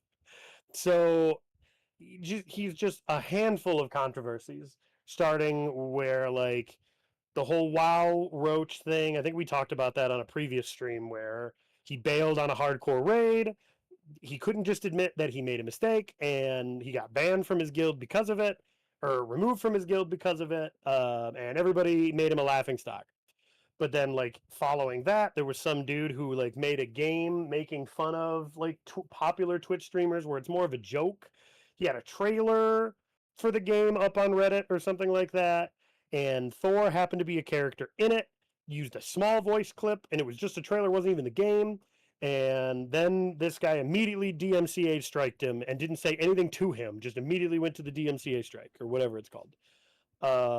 Then there's the whole animal well thing where he claims he's the smartest person on the planet, figuring out an Easter egg in a game that took a team of like a dozen Easter egg Yeah, I heard hunters about in games, this. professionals, weeks to figure out. He figured it out in one stream, very blatantly, looking off screen a multitude of times Dude. and doing the whole, hey, wait, guys, I think I Yep. figured it out. Oh, I think I Yeah. know. Excuse me, Tyler. And he just It's all coming to he me. just figures it out. It's like the Da Vinci Code moment. Tom Hanks is just Dude, like, it's yeah, just- exactly. it's like Like coming to his him. eyes are like all looking up and Yeah. down, and his fucking. It's just that- I got it. Yeah, I got He's it. got that going on. Then the whole Stop Killing Games initiative, where he intentionally misrepresented what the fuck the initiative was even about, played dumb to it, took stances that sided with developers and not consumers, which if that's your bag, that's cool. But then when he gets called things like a Nepo baby, a dev shill, insults and bans people, isn't willing to have conversations with people like Moist Critical and someone else, saying things like, you just don't understand how the mind of developers work. You don't understand how the development process works. Then to putting out a tweet showing a long discussion about basically arguing points he made, saying he was agreeing with them. And now the coding Jesus thing, which admittedly the coding Jesus stuff I probably know the least about, No, I've because the watched coding his stuff videos kind of made my on it, eyes too. roll to the back of my head. No, you're good. Yep. So if but I'll yeah, go into that a that's- little bit more too. Yeah, after you're that's going the on your long and thing. short of, I guess, the history of this guy. Yep. He is proven wrong on a multitude of accounts where it's objective. It is not subjective. It is not, oh, it could be interpreted. There is no Yeah. misinterpretation. He is wrong. He has said 2 + 2 = 5. They've showed him on a calculator, in drawings, with pebbles, in every way possible that 2 + 2 = 4, and he cannot admit it. Yeah. No, So he can't. His that ego is won't just the let type him. of person he is. His ego is so overblown to the point now I'm starting to think it is a character. Really, huh? You're starting to think he's a Hard of, character. there's You know, I no kinda way had there's that. a human being on the face of this planet that can be this wrong, And just keep going. proven wrong, just and keep just doubling keep down. going. Right. The only reason has to be for self-gain. And it might not be a character. It might be who he really is, but he's come to terms with it and now is steering into the skid. True. Maybe, yeah. Like he's like, I'll just be the villain. You know what I mean? It's working That's out it. for me. It's getting me That's it. subs. It's making me popular. You know, I'll just be. I don't know. I just okay. It's not that I don't. I'll say shit like I don't care about my reputation or anything like that. Like I'm not afraid to say like what I think or what I want to say, but I don't want to have this reputation online or anywhere of just being like it's just an egotistical narcissist. Unless it's like oh, this is a character he's playing. You know what I mean? Sure. Oh, this isn't really like Stephen Colbert and shit like that, like on the Colbert Report, playing those types of characters. Like, oh, those are great. I love those types of characters. But yeah, to say that Yep. this is just he's leaning into it, it wouldn't surprise me at this point because it's baffling and right, it is giving him eyeballs, but then like just you're gonna get so much abuse and hate and just for the rest of your life. It's kind of like I don't know if you know who Darkside Phil is, but Yes. it's kind of like him where it like dude this has got to be some sort of character or role. Like he just goes on and just begs for donations over and over and over, and he's fucking terrible at the games, or at least he's okay. He's okay. He's pretty average. bad. Yeah. No. He's pretty bad. But then he'll. Didn't he also like jay off on stream? Oh yes, Like he that was queued up a stream and then just jerked it. right. Which again is what? Here's the thing with the internet: is anything real anymore? Yeah. With him, I do kind of feel like he's a lol cow. He's just kind of adult, and he does dumb shit. But anyways, that's a whole other, Jesus. He's another tangent. We could definitely Yeah, go that's a on. whole other thing. Yeah. But to go back to Pirate, when you brought up his Animal Well thing, he did the same shit in Outer Wilds. This blew my mind though. This Oh, yeah, I don't know that one. Tell me. Yeah. this made me laugh. So Right. So in Outer Wilds, he was doing the same type of shit. It's like a lot of people. I never played it, but I've heard it's excellent. And it's got like those Mhm. weird mind bending kind of puzzles where they fuck with you and they'll change things in the physics and stuff. And he was doing the same type of shit where he'd be stuck at a puzzle, then all of a sudden, oh, skibbity toilet, it's all making sense to me, and he's like, and then he would solve the puzzle, and everyone's kind of like, huh? But at one point, someone called him out for it. And he's reading it. Like, he's like, how would I cheat in Outer Wilds? He's like, bro, Yeah. how would he trying to make it sound like the guy's stupid. Bro, how would I cheat in Outer Wilds? Like, it's live. I'm on stream. How can I cheat live on stream? Yeah, he's like obfuscating the point. Like, he's not accusing you of cheating in the game. He's accusing you of cheating like the answer to what you were stuck on. Right. Yeah, exactly. But his whole point of like, oh, I'm live. How could I cheat? It's like, what the fuck are you talking about? I don't know if Pirate Software knows this, but like, you can have multiple monitors, and the viewer doesn't see certain things that I can see. I can have a guide up on my second monitor. Like, what the fuck are you talking about? Or Well, they're claiming his phone. They're saying you're using your phone. Like, yeah, you're looking at your phone. So it's like, what are you talking about? You're acting like, that's his how can I MO. cheat? He likes to obfuscate when people actually like call him say like, out. "Hey, you didn't do that right." Instead of just answering what the question is, Yeah. he'll talk about something completely different, i.e., the stop killing games thing. When they're like, what stop killing games is they just want games, instead of being sunset, just have them available for either the fans or community to still play them. If they have Yep. to pay for servers or whatever, the fans will do it, right? Yes, it's on the Well, then fans. he brings up this topic. What they expect you to make raids in WoW? They expect you to be soloable. They I want you to know. go back and program and make every raid It's like, soloable. And it's oh, like, where the fuck did you get that? yep. No one's saying No that. one said anything like Yep, that. he keeps And misrepresenting it, is what he's doing. yeah. So like with your thing with Outer Wilds, like that's what I mean. Like, how can I cheat? It's live. And it's like, that's not, you're obfuscating. Stop doing that. Yeah. Like, he absolutely probably has pocket sand for real. So if he gets caught in a real life situation, he just gets to go, pocket sand in his deep Oh. voice and throw it and run away. Yeah, no shit. Which, have you heard that people think his voice is fake too? Oh yeah, that they think it's a filter. Oh yeah, and they've had him on camera like talking, and his voice is like, my name's Pirate Software. It's like, it sounds like completely higher different. Like, yeah, so I don't know, to be honest. But then he's been to award shows and stuff, so the people have had to meet him and talk to him in person. And does he just kind of talk like, hey, I'm Thor? Like he puts out a. He just says one word, like, bro. "What's up?" Yeah. Hey. yeah. He just, What's up, hey, bro? what's up? Yeah, I thought I met him. He doesn't really say much in person. It's kind He of doesn't weird. say a lot. Yeah, really. Yeah, he just hides that. Yeah, I don't know if that's what he's using, a voice changer. I do kind of. Oh, feel I like, don't know. I just don't hear that care. it's. I do feel like. No, I mean, as far as things go, like, dude, if I had a way to make myself sound real husky and butch, I'd probably do it. Like, that's cool. I'd like to hear it. I don't know if I do it all the time. I would just have it be a thing I'd turn on and be like, "Hey, baby." Yeah. But like Like a I don't know. filter. It definitely does show a lot of insecurity for like just to immediately just, I'm gonna start and have it not be my voice. Yeah. And like, when you notice, and then again, this is if he is doing it. I'm not accusing him of doing it, but if he is, it's like when you notice you're starting to get bigger, you need to get in front of that real quick. You need to jump in front of that train real quick and be like, hey, just so you guys know, and like, this is what I actually sound like. Now that I'm getting bigger, I think I should be honest with you guys. This was just something fun I like to do. I'm probably still going to use it because it's just what you people are used to, but just so it's not, because as soon as you start to get bigger and people just believe that's what you sound like, because when he was picking up and kicking off, like, that's what people knew him for. He's the deep voice guy who draws shit on paint. Yep. No, you're right. That's how I met. That's what he was known for. I would see him on shorts. He was the deep voice guy with paint. Exactly. Yep. And so, like, once you start getting bigger, you need to get in front of that. And here's the thing. Like, this is the reason why he even gets called out on that, is because he, at one point, he goes, "Well, I talked to my doctor about it, and he said that sometimes you have like a second puberty." And they were like, no, that doesn't exist. You don't get a I second puberty. I was drinking. I wasn't ready for second puberty. What the fuck? So he said that, and again, I don't know if he's just like trying to say that as like a I don't. He doesn't believe that there's a second puberty. He's just like being what's the word I'm looking for? Like facetious, or just like saying like an example. Like it's kind of like No, that. in But my head canon now, he believes second no, puberty's real. honestly, no, he probably does. So Just like fourth meal. yeah, fourth male exactly.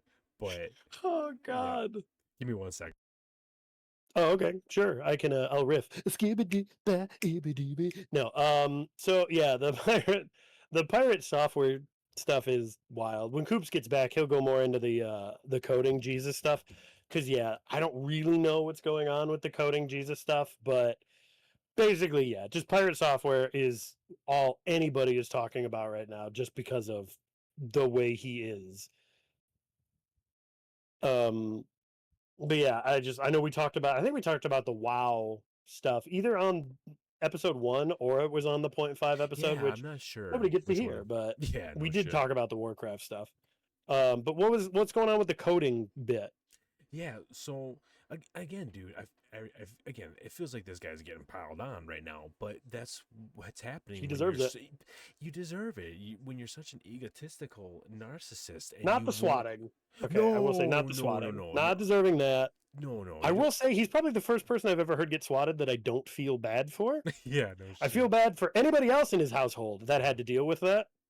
I don't necessarily feel bad, but I Yeah, don't condone it yeah. either. That's not me saying that he didn't deserve it. Yeah. I just Oh no. don't feel bad. No, don't get swatting obviously and doxing and all that shit. That's too far. That's completely unhinged and stupid Yeah, behavior. But it's ridiculous. but you know what else is also ridiculous is like DMCAing people that are like critiquing you. You know what I mean? Like you have to have Yeah. thick skinned. People should be able to call you dumb, stupid, whatever, as long as they're not being bigot, racist. You know what I mean? That type of shit. Like Mhm. If they're lying, right, or libel, defamation. like Yeah, libel, defamation. defamation, Yep. but hey man, it was a 2-second audio clip and you said it. Right. So tell me No. what there is libel. So no, so in terms of the coding, but yeah, I just wanted to get into like why this Yeah, dude's yeah, getting yeah. piled on. He just can't help himself. And he's just the he claims to be a hacker. And like every time and the problem is when you are shown to be an egotistical, lying kind of narcissist. I'm not saying this guy's evil. It's not like a narcissist in terms of No, like, he's just but damaged. damaged, or he just has some sort of like character flaws that he's very insecure, and he wants people to think of him as very smart. And he is smart in some regard where he knows a lot about. It's kind of like a con man in a It way. seems like he He knows a little knows, about a lot. He doesn't yes, know a lot about anything, but he knows a little about little a lot. enough just to kind of get by and to fool people like me, like the everyman. Like, because when I first seen him and he's like, oh yeah, blah blah blah, I'm like, oh, he seems like a pretty smart guy. He knows what he's talking about. You know, like he's that's what he presents himself. But then when you have real hackers, real coders, real people who develop games, real people going, wait a minute, the things he's saying, they're not making sense, or what he's showing doesn't add up to like. And then when you're like, hey, to stop killing games, first the WoW stuff is put the first spotlight on him is when he Yeah. roached out in WoW. And I know we did talk about it, so I'll briefly cover it a little real quick. Playing World of Warcraft hardcore WoW was it was hilarious. I was dying laughing. He roached out. So what happens is the raid's falling apart. It's just Tyler One and some other creators, and they're like, okay, we need to bail. We need to get the fuck out of here. Abort. But they didn't say like pot or whatever it is to where it's like save yourself. They're just like retreat. And what that typically means in hardcore WoW is you want to keep everyone alive. You're trying to help with a group. So they move as a unit. Well, Pyro Software, he like tried to Frost Nova. He did something or whatever. Blizzard, whatever the hell he tried to. I wasn't a fucking mage in WoW. I played a warrior. But he tried to help and then bailed. And then the group goes, okay, wait a minute. I think we can recover this, come back, and let's work together here. And he didn't. He just kept fucking running. And that's not really the big crux of the problem, though. He kept running, and then he claimed, well, there's nothing I could do. I had no mana. When multiple people are like, dude, you had this item. You could have done this. You could have done that. No, that's just a lie.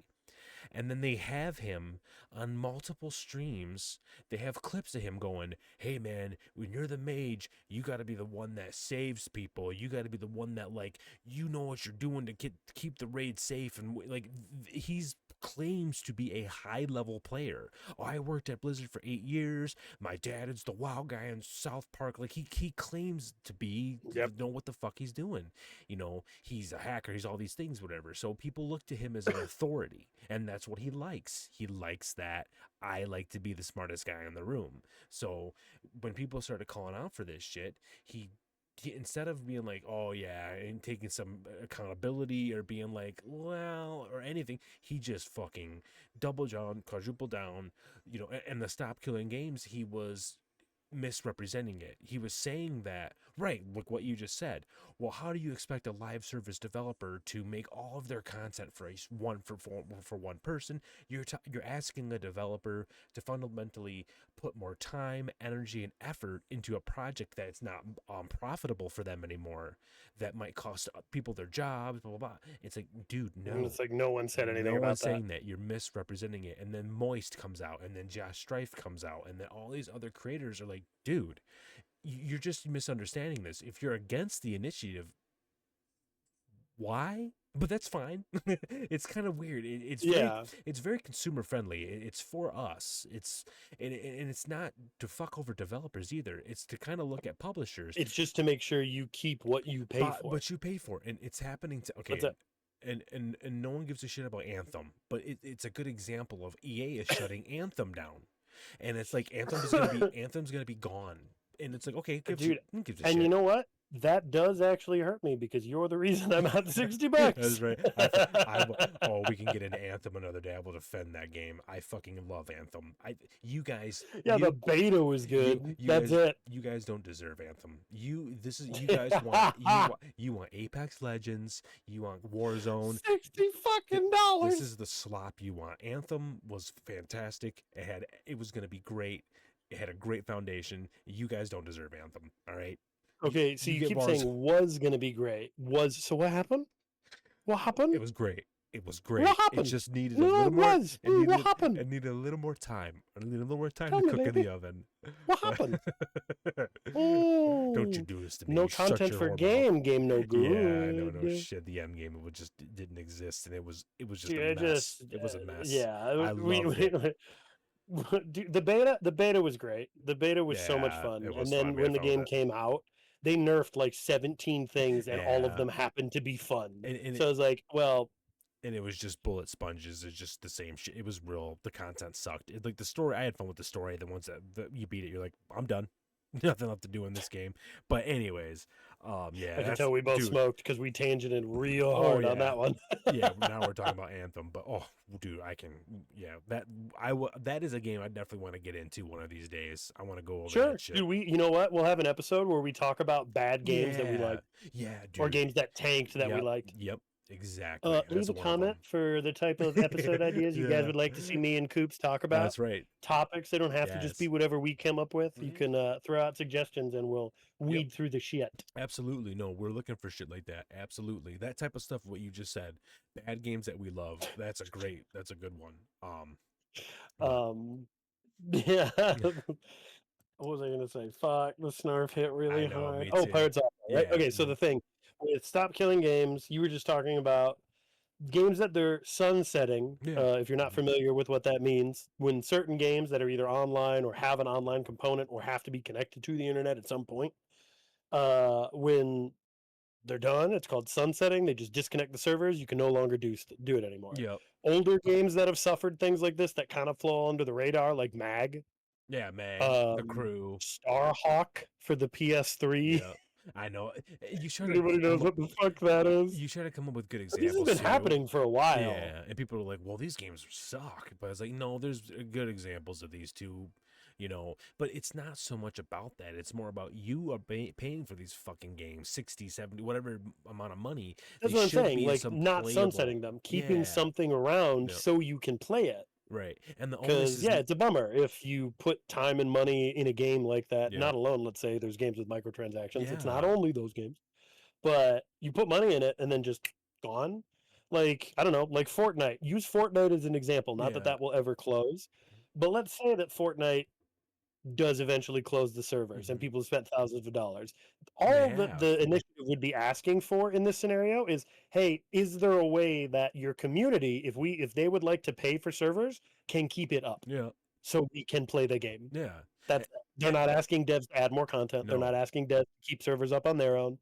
They're not asking devs to do any extra work other than just give us the ability to keep this game up if we want it. And that's just an example for online games. Yeah. Because there are single player games that do have a DRM component to it. Mhm. Like The Crew, yes, you can play online with people, but you can play it single player. Yes. And you cannot play it anymore because they sunset it. Yeah. So the whole initiative is just to prevent that from happening. Yeah, it's consumer friendly. It's designed you buy something and it's good for collectors. It's good for people that you buy a game and in 5, 10, 15, 20 years you can still play it in some way, and again, it could help. They're not going after really live service style games, but it can help where a game like World of Warcraft or Dune, they're not asking, right, but release it to the public. And if they're worried about any type of code in the or like then don't. You know what I mean? Like if it's something like that has to be done through whether they bring new legislature or they come up with a way to circumvent that. But they're not asking developers to release their code or release their, you know what I mean? Like that's not what they want. So it's just, again, you buy a game and it's playable in 10 years. That's it. If it's public servers or if the game just had an online component and they just kill the online, they're done supporting it and you can still play it offline. There'll be no more updates. No, when I say an online component with like DRM, I just mean like a game, even if it's completely single player, just has to connect to the internet to even get on. So it Yeah. can be a single player game. I'm not saying it's only those ones, but that's what I mean. I'm not. Yeah, no, for sure. But anyways, that was the Stop Killing Games, and he just was misrepresenting it. He just kept talking about how it's so bad for developers, and they're gonna have to put so much more money, effort, and time into making these games playable, and blah blah, and that's not feasible. It's like you are misrepresenting. This is not what we're asking for. And the Ross, the one that's like spearheading Stop Killing Games, he's like in charge of it, he's like didn't want to even bring eyeballs to Thor because over drama. He's like, people are gonna drama farm it. He thought it would hurt it, and in fact, it's doing the exact opposite. It's helping it because everyone's laughing at Thor and getting these signatures for this. Yeah, we should link it or put something, but just Google Stop Killing Games. You can't sign it if you're in the US. You can still sign up for it if you're in the EU. Yes, in the EU you can sign it. So, I believe it's the end of this month, right? I think so. I'm not 100% positive, like how far, but again, it's gotten over the million signatures.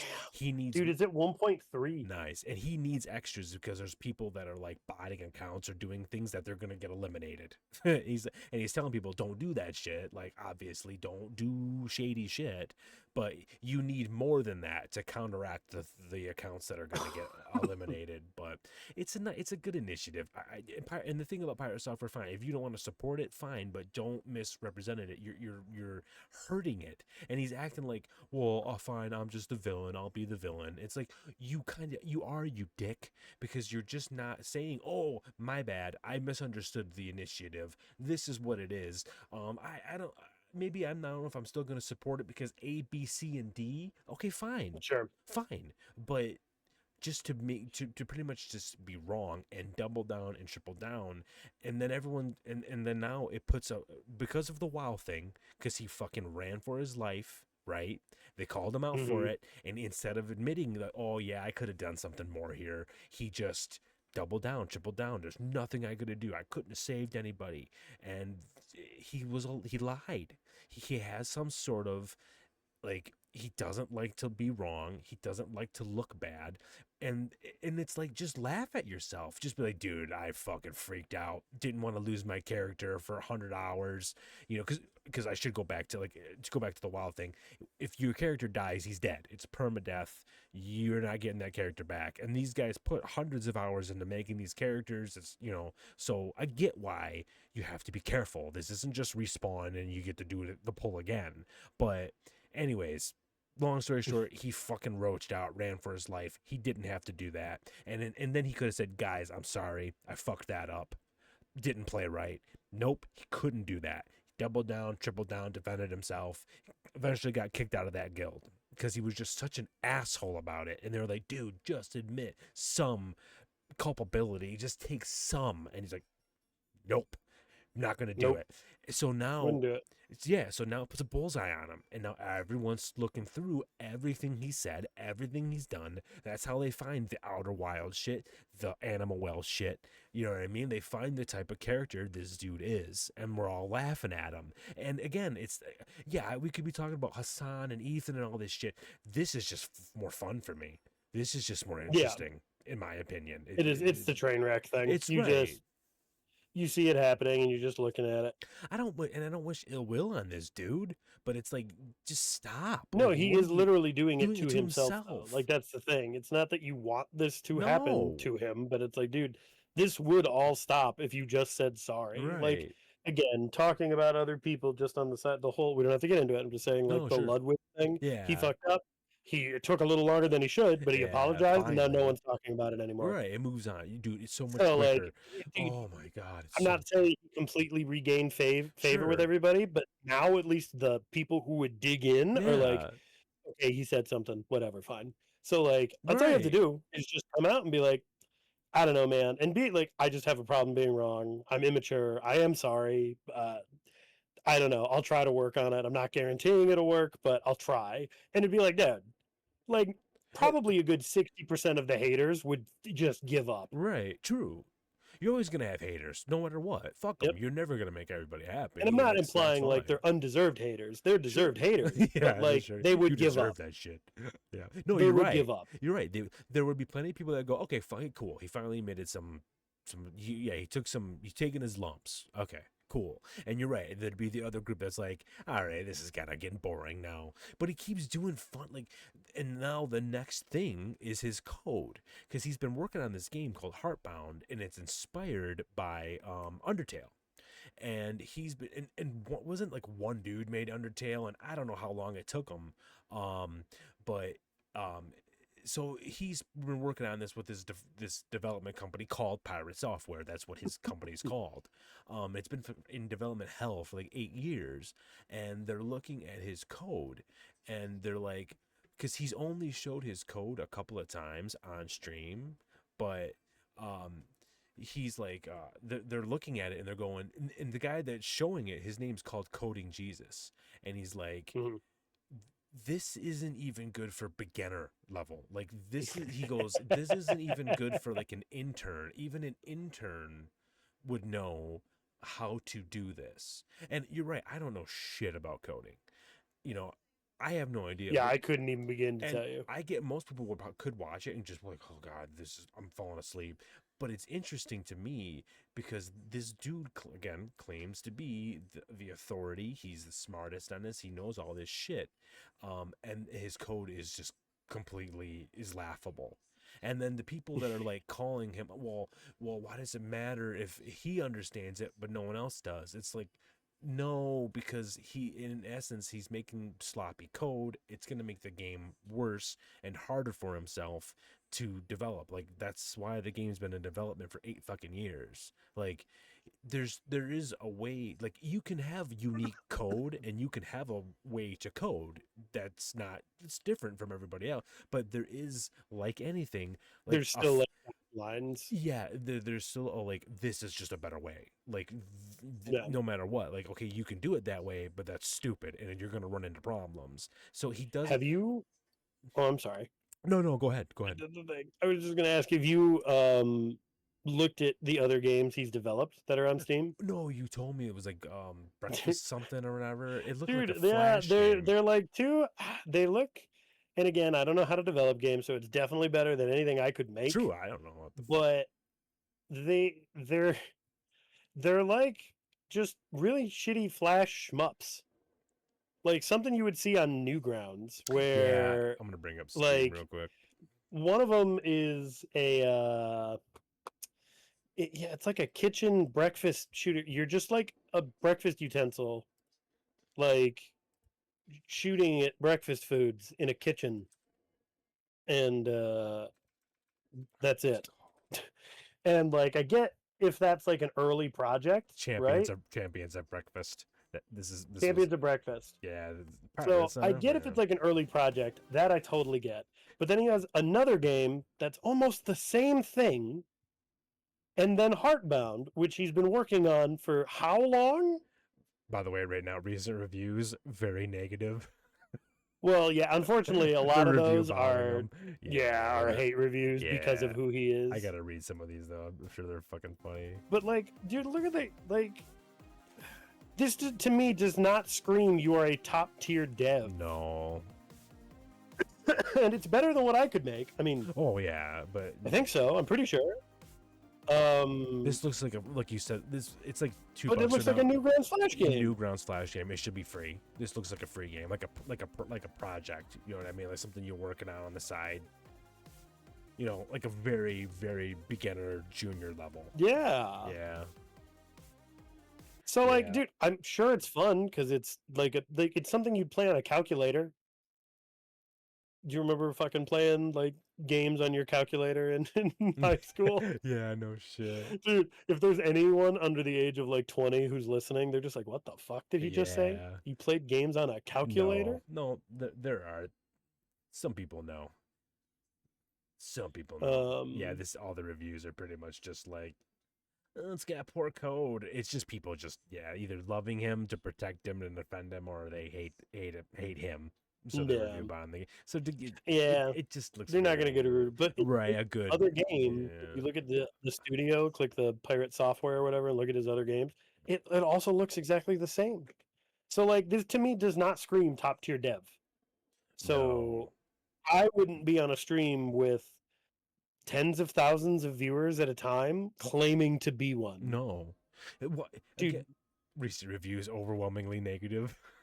No, dude. Again, just be like, hey, this is something that I do for a hobby. I have very limited game development knowledge. That's why it's taking me so long. I'm passionate about it. Yep, I'm passionate about it. You can say that. You can say you're passionate about it. That's not a problem. But to sit there and be like, I'm an expert and you're an idiot if you disagree with me. I am a dev and people do not understand how the development cycle works, but I do. It's like, I don't know, man. Yeah, and that's what I mean. They're just calling him out for his shit because, there's just so many different, bait and switch developers moved on to separate projects while leaving this game in early access limbo. More importantly, developers outspokenly anti-consumer act and actively lobbies for more toxic and exploitive gaming industry. So that's just shitting on those. Oh my god, Jesus! Yeah, that's what I mean. Yeah, people are just shitting on him because of the stop killing game stuff, but. Again, it's hard to get a good. This just looks meh to me. You know, I didn't even look at the trailer for it. It's just very Undertale. I don't know. Like you always feel like an asshole if you're critiquing like a field that takes expertise, like that you don't really know. Special talent or something because you don't really know. But I feel like that speaks volumes that we can look at it and be like. Yeah, that don't look right.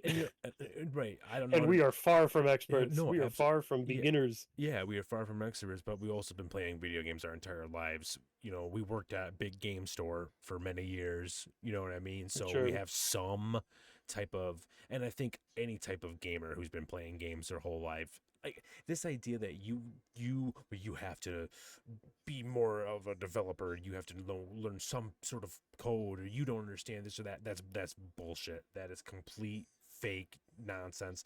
We can at least on a surface level look at something and go, this looks good. this looks bad. There's games that one developer made. What's that game called? 2D side scroller. People love it. Metroidvania. One guy made it. He's even made a sequel or whatever. And I could see it and look at it and go, "This is very impressive." You know, what is the name of that fucking game? It's gonna drive me nuts. It's not Drive me nuts. It's not Carrion. You're like a scientist guy. You get guns. Axiom. Oh, Axiom Verge. Axiom Verge. This is one dude made. That was one dude. That's cool. That's a good game. And yeah, even though it's like visuals aren't like crazy, it's still one person. Yeah. One person made this. Sure, there's a little bit of Metroid ripoff, but it's okay. Yeah. No, people love this game. This isn't for me. I will never play a game like this.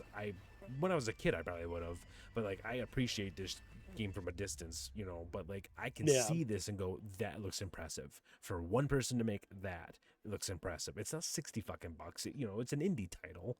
So, but yeah, he and that's the problem with him. He just claims to be something he's not, and he does it over and over and over. So that's his kind of the newest thing with him is his coding, and I don't know what it's gonna be next because he just can't help himself. Everyone's just kind of going through the archive of everything he's ever done now.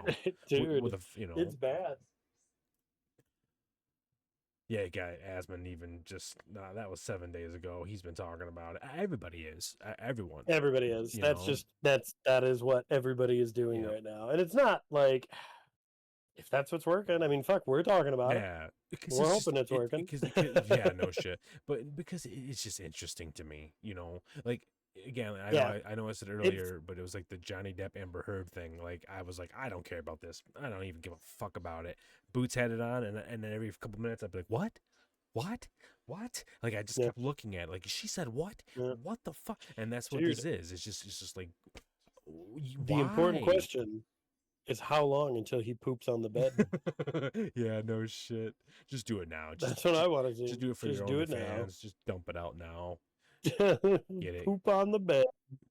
Recover. Hey, Pirate Software, if you need some help in terms of your image, let us know. We got great ideas for you. Pooping on the bed, for example. That's a good one. Yeah, that's a good one. That's a good one. Or just one apology. You would be amazed. Just a quick one. What one apology would do, and not to anyone in specific. No, just apologize to yourself. Yeah, really. Yep. Like, I'm sorry, I'm this way. Because you seem like I should work on it. I know, like, he's never gonna hear this, but like you seem like a good dude. Decent. You seem like a decent dude whose life could pivot. You know what I mean? You're in a crossroad. Like, he's already got the following. That's what makes it strange to me. Like, you've won.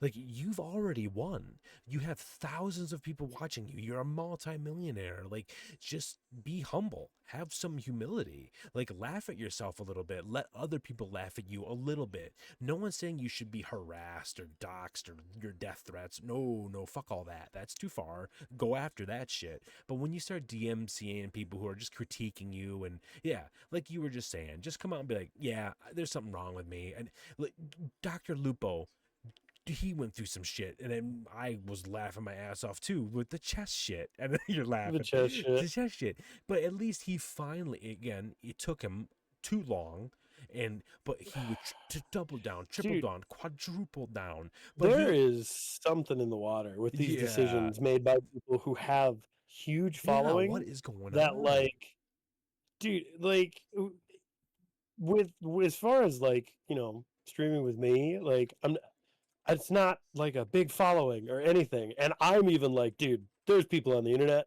I'm not going to really lie about anything because that shit will be countered so quickly. Yeah, they'll find you. Right. Like, and these are people that have hundreds of thousands of followers, and they just say and do bullshit that puts them in the most easiest compromisable positions. Yeah. Like, right here, I just don't get it. I'm bringing up the Coding Jesus video, and he's got his code right on stream. Like, he goes, well, I can't see him all of it because Thor, he goes, he does developer streams, like, I'm gonna code live. And he goes, what this dude does is he checks his subscriber count, sits there and looks at it, and it goes up. He looks at games that are coming out. He might go to code and type a little thing, but that's it. He doesn't do anything. It's complete bullshit. Like, they just catch him. Oh, he doesn't actually No. stream him to like coding the game. No, like, so this is that that coding Jesus video, and again, you know what, I'm gonna roll the dice. I'm gonna mute this because we're talking over it. So we'll see what happens though. Now, why should you care, and who the hell is Thor? So this is coding Jesus, and this is the video he's doing on it right now. And I wanted to bring up, see, I should have eventually. We'll get timestamps because I know I've just been too much shit going on. No, so he's talking about stop killing games right now. But see, like, this is here. I'm just trying to get to a spot where they right here, like this. So he's talking about his code right here. And again, it's code speak. Like, I don't understand what he's talking about, but he does a great job of showing, like, this is his code and this is how it should look like, or a better version of it. And again, he's like, this isn't like, oh, he's just a beginner. This is an intern would know this shit, you know, a very beginning level. And he's looking at his code and he goes, it doesn't make sense the way he's got descriptions, the way he's doing things. And Pirate Software responded to him, and he's just like, well, you don't clearly understand like this gaming, like the software I'm using. You claim that you've never used it, so how would you know? It's the most bare bones basic ass. And this dude, like, he knows C++ development. Like, he knows the actual software.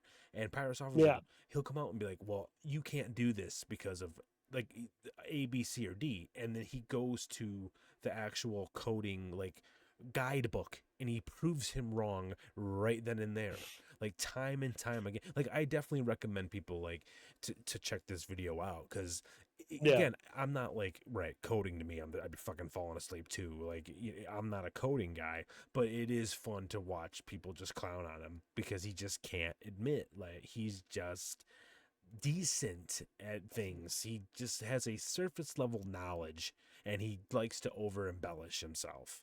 We've all met people like this. I've known, dude, I used to, dude, I had to compete with a guy when I was going for assistant manager, and this dude, we wrote down he said at one point he was in the CIA. He said, dude, at one point he said he had to wear bulletproof vests because like people were trying to kill him.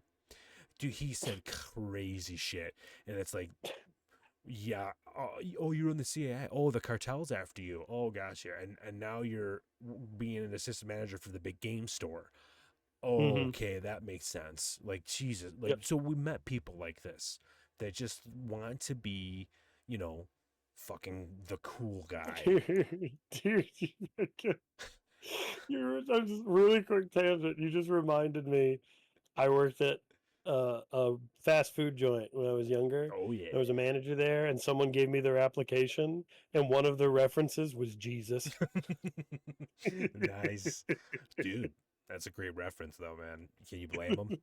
Jesus, You're fucking saying the CIA guy. and then the big game store just made me think of that. Oh shit. He also had a little tidbit on that application. They'd ask for GPA, and he showed his work for doing some form of math which involved division. And then he scratched it out and wrote 4.0. Oh shit. Nice. It was great. I believe him. I believe him. But yeah, in terms of Pirate Software, I wish him the best. I think he'll be fine. He'll be fine. It's the same thing with Ludwig, where even Ludwig was nice that he finally came out and said something like, "Okay, yeah, my bad," but they'll be fine. Like, if he'd come out and do anything, he'd say anything he had to, if he was like facing real repercussions, right? Like, we're taking your channels down. Why? But we're just doing it. Fucking, you're a piece of shit. You're done. Then he'd be like, okay, I'm sorry. I'll tell you anything. Like, if he was facing some real, like, or his following was bailing on him en masse, but he'll be fine. So, but maybe it just takes a few lessons sometimes for people to go, okay, I don't want to be perceived like this anymore. My reputation's kind of shit. So, And people just think I'm a fucking piece of shit, and no one just, I can learn from this. So, but anyways, we'll see. We'll see. If not, we'll just keep laughing at him. But We'll just keep laughing at him. Talking about him. Dude, So, the coding thing is wild, man. yeah. Just, oy. Yeah, it's one thing He after has to another. know he doesn't know that much. No. He has to know he doesn't, but he just keeps doubling down. Yeah. Is what it is. Yep.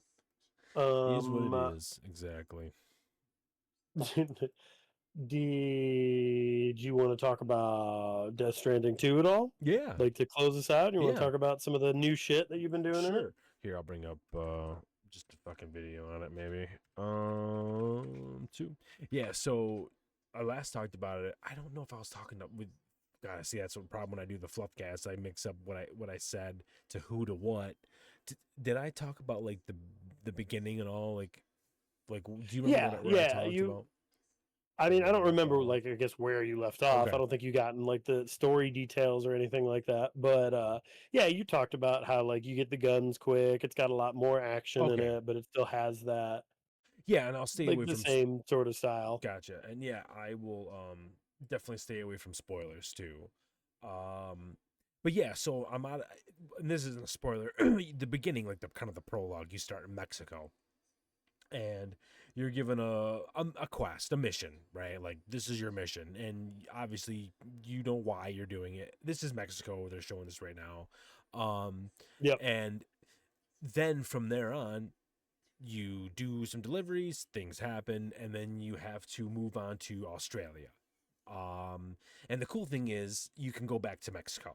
So you have like a way to go back, which is nice. You're not like, once you hit Australia, it's not like you're screwed. You can never go back. So if you have other orders and things you want to do, you can always do them at another time. But in terms of like, and obviously I won't really get into story stuff. It's phenomenal. I love the story. It's great. There's just had a fucking awesome, I know it's like I gotta be very vague, but a really great Kojima-esque badass cutscene last night. Like the ones that he's just great at, like showcasing characters doing badass things. He's very good at that. And it was a really cool cutscene. And that's what he's, to me, like Death Stranding 2, it's firing on all cylinders. It's great story, great cutscenes, great action, great just all around. The gameplay loop, I'm completely hooked. I'm just completely addicted to it. And it's to me, like, if the first one was like a 9 out of 10, this is like my game of the year. This is 10 out of 10. Like I just really? Yeah, I absolutely love it. But it is also a divisive game. I get why people aren't gonna like Death Stranding. Does it still feel like it has those really big slog moments where you're just in the beginning, it kind of, but not for me. But in the beginning, it's a little slow. But I would even say like pretty early on, you get access to ways that quality of life is what I'll put it, like ways to make deliveries much easier, whether it's vehicles, whether it's just things that make like quality of life. But what I'll say is this: if you hated Death Stranding, like I don't like the deliveries, I don't like the gameplay, you're not gonna like Death Stranding 2. It's not gonna convince you. It's not gonna change your mind on that. But is there definitely a lot more here in terms of action, pacing, like in interest? Absolutely. Like to me, it's like Uncharted to Uncharted 2. I love the first one, but the second one was fantastic. It was perfect to me. It was everything that they should do with a sequel to improve upon it.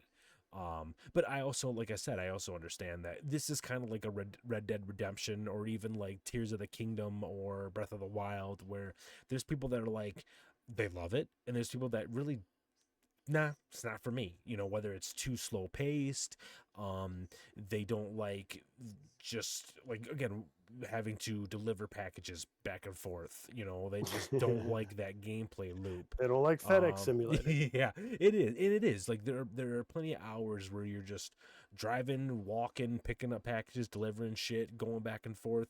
Like he's fighting a bandit camp right now.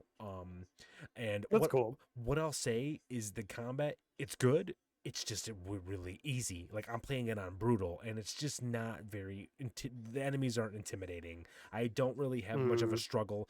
The only times that really like things that put up a good fight were like the boss. Like I fought the very first boss I fought killed me, so I was like, damn, cool. Like it was a really good fun fight. I really enjoyed it. But in terms of like normal enemies, it hasn't been too hard. Now they have just introduced a new type of enemy that mopped the floor with me. So I was like, okay, cool. Oh, okay. All right. And once I learned how to kind of fight them, I was like, okay, cool. Like this kind of changes things up. Because I guess what I'll get into like are my two kind of small gripes with the game are the melee combat. It gets better, but in the beginning, and even kind of with the first Death Stranding, it feels kind of janky, wonky. There's just something about it that games like Kojima has done things better, like in Phantom Pain. I get Sam. He isn't like a Solid Snake. He's not like, fucking Krav Maga, Jason Bourne. Like that's not what he is. But in terms of the melee, sometimes it feels a little wonky. You miss punches. You like there's just something about it. I wish they would have kind of tuned it a little bit more, whether it's the animations or just the way you fight. It just feels kind of sloppy. And I get it. He's not like a badass. It's kind of meant to be sloppy, but I think games that do it well are like Red Dead Redemption 2, right? Arthur Morgan, you're a fucking cowboy, but the melee, it's like you kind of lock on. It feels satisfying. There's a visceral kind of a punch to it. You can tackle people, punch them in the face. Like you can do cool things with it. Where in Death Stranding, it's kind of, I still feel like the melee is kind of in the background. You do get some kind of cooler weapons and melee attacks and shit later on. I just got some cool gloves that kind of made melee a little bit better. But compared to like ranged combat, ranged is definitely like much better. Like the assault rifles, the different type of guns and gadgets you get are really cool. You get like this. Dude, I didn't even know you got guns. Did you get guns in the first one? Yeah. I didn't even know you got guns in the first one. Because that's what I mean. Like so many people kind of consider it like it's a walking sim, and a lot of it is that. But see, like right now, these are BTs, and you use what they're called like blood grenades, guns, whether you fight bandits or BTs. And the guns in this one, they're non-lethal, so they're cool. Like let's say you have an assault rifle. If you shoot a bandit, it just knocks him out. Like you gotta like shoot him like like 15, 20 bullets or whatever, but it just knocks them out. It takes them out. It doesn't kill them. Why did they make them non-lethal? Because in this game, in the way Death Stranding works, if you kill someone and you don't like either burn their body or like put them in a tar pit, they necrotize and they can create something called a void out. And it's a huge explosion. So if you don't if you kill someone, you have like 24 to 48 hours to like get them to an incinerator. Which is just kind of, it's like an inconvenience. It sucks. Like you have to carry a body to fucking, you don't want to do that, or they'll blow up, and it's pretty much just like a game over at that point. So in the first, that's interesting. So in the first Death Stranding, like you get like guns that you can straight up kill dudes with, but it's kind of like, do you want to do that? Like, do you want to risk causing a void out? Like I would just use like the bowl, like any of like the non-lethal options, the bowl, the grenades that would like now does it always cause a void out, or it's just a chance to do it? No, it would always, like if you kill someone, it would always cause a void out, like unless you burn their body or I think you put them in a tar pit, then they like sink into it, and I think that prevents a void out as well. But that's like, you definitely don't want to kill people. And the cool thing is like the terror, there's like a bad organization, there's like a terrorist organization, they will actually use void outs as like a terrorist attack. Like they'll kill people knowing that they'll cause a void out, and they'll couldn't they just kill someone and then like on the 47th hour just throw the body where they wanted it to be? That's what I mean. They'll do that. Like they'll plan attacks and they'll leave bodies in places and shit like that. So you don't see a lot of that. And I guess that's kind of like that's more of a hint. It's more of like a Kojima, like the vibe of Death Stranding. I like, he's not going for it's post-apocalyptic. The world is definitely like ended, and it's like civilization is rebuilding, but it isn't like a Fallout or Mad Max where it's like really or Last of Us even, where it's like dark, dour, depressing. It's more hopeful. So even though there are terrorists and bandits and monsters with BTs, the vibe of the game, it feels like hopeful and light. It doesn't really feel scary. So because the music and the atmosphere, everything's beautiful, you know what I mean? Like, there's ruins and shit like that, but for the most part, like, the Void House completely wiped everything out. That's why there's more mountainous areas and just like large swaths of like land. So, and like what you're looking at now, there's some buildings and shit that survive, but they're just completely destroyed. But Yeah, sure.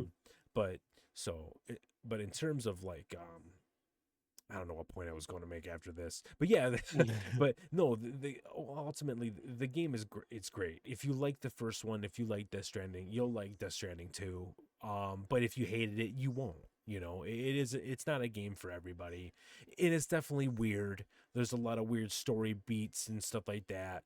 Kind of like Twin Peaks or X-Files. If you like weird, Sure. you'll like it.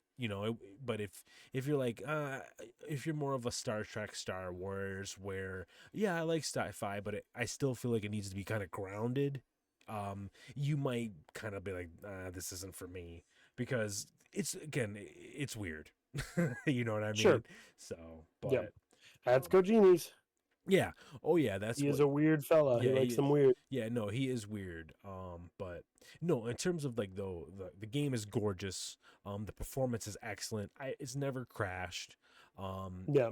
The game it's like Ghost of Tsushima. It's beautiful to look at. It's got a lot of style. The guns look cool. The vehicles look cool.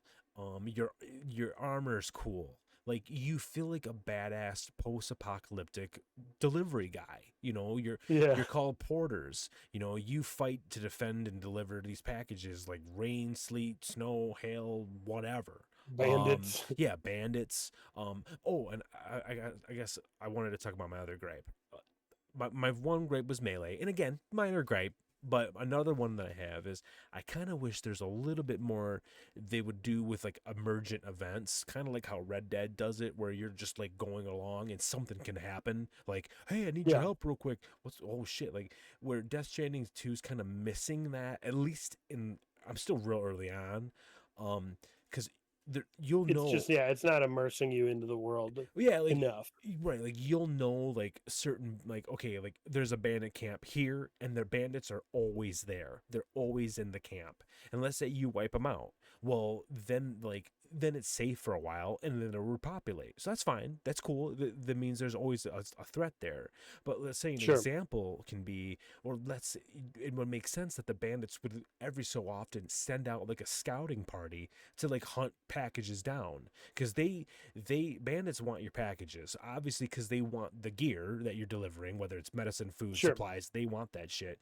And they also, because this is Kojima, they also have some sort of weird like delivery symptom where they want packages for some sort of like mental illness. Like, they love packages so much, and because they used to be porters, they used to be delivery guys, and then before the Death Stranding, everything became automated, and then like everything became automated, like, so they made their jobs obsolete, so they became depressed. Well, after the Death Stranding, they needed, which was the Death Stranding was the event that like ended the world. That's what it's called. Okay. After the Death Stranding, civilization starting to rebuild, right? And it's starting to rebuild little pockets of like, little areas, and now the bandits, they have this symptom because they're taking the packages away from us again. Like, it's gonna be automated. So they just go and steal people's packages. So the only bandits that exist in the universe of Death Stranding were all postmen before the apocalypse happened? I think the majority of, not all of them were, but that's where they started. Like, that's kind of how they started. Yeah, but that's what I mean. Like, how is it that a majority of postmen survived the apocalypse and no one else did? No, I'm sorry. I don't mean they were postmen. They were like, the porters, right? Yeah, they were porters. Yep. But isn't a porter basically just a postman? No, he is. But what I'm trying to say was, they could have done anything before the Death Stranding. Once the Death Stranding happened, they became porters. Oh, they became porters, Yeah. and then I got it. Right, and then everything Stuff became started getting automated, and then pissed them off, and plus they steal packages because they need to survive. They don't like the big thing that you're doing is Death Stranding is you're hooking up these different outposts of people to the chiral network. What the chiral network is, it's like the internet. Right. So if you connect a place to the chiral network, they can build things. They can build bridges, roads. They get like a 3D printer and they can make supplies. And then you can send minerals, food, all sorts of things back and forth to one another. So, and some people don't want to be on the chiral network, and those are the bandits. They don't want it. They don't trust the government. You know what I mean? They're like kind of against it. And the cool thing is Sam's kind of like that in the beginning. He's like, why do we want to be on the chiral network? The government's trying to kind of take over again. You know what I mean? Like the Death Stranding happened and the government was in control. What's preventing it from happening again? So he had questions about it. And in this game, they give you like, and the kind of the same thing happens. He's like, why do I want to do this? Well, the game gives you reasons and incentives why Sam is doing this again. And so he's in the first game, you reconnected the United States. Like that's what you were doing. You're traveling across the US, delivering packages, fighting bandits, fighting BTs, but it doesn't really start to get really cool, really interesting till about 10 to 20 hours in the first Death Stranding. But in this one, it kind of kicks off easy a lot earlier on. You get guns earlier on, and they put bandits in the forefront. So, but to kind of go back to my one complaint, my other complaint was, if they had those more emergent events, because sometimes it feels like you're in a loop. You're delivering packages, you're picking up packages between, like, let's say 3 or 4 different outposts, and it's fun, it's engaging. You got music playing, the environment is gorgeous.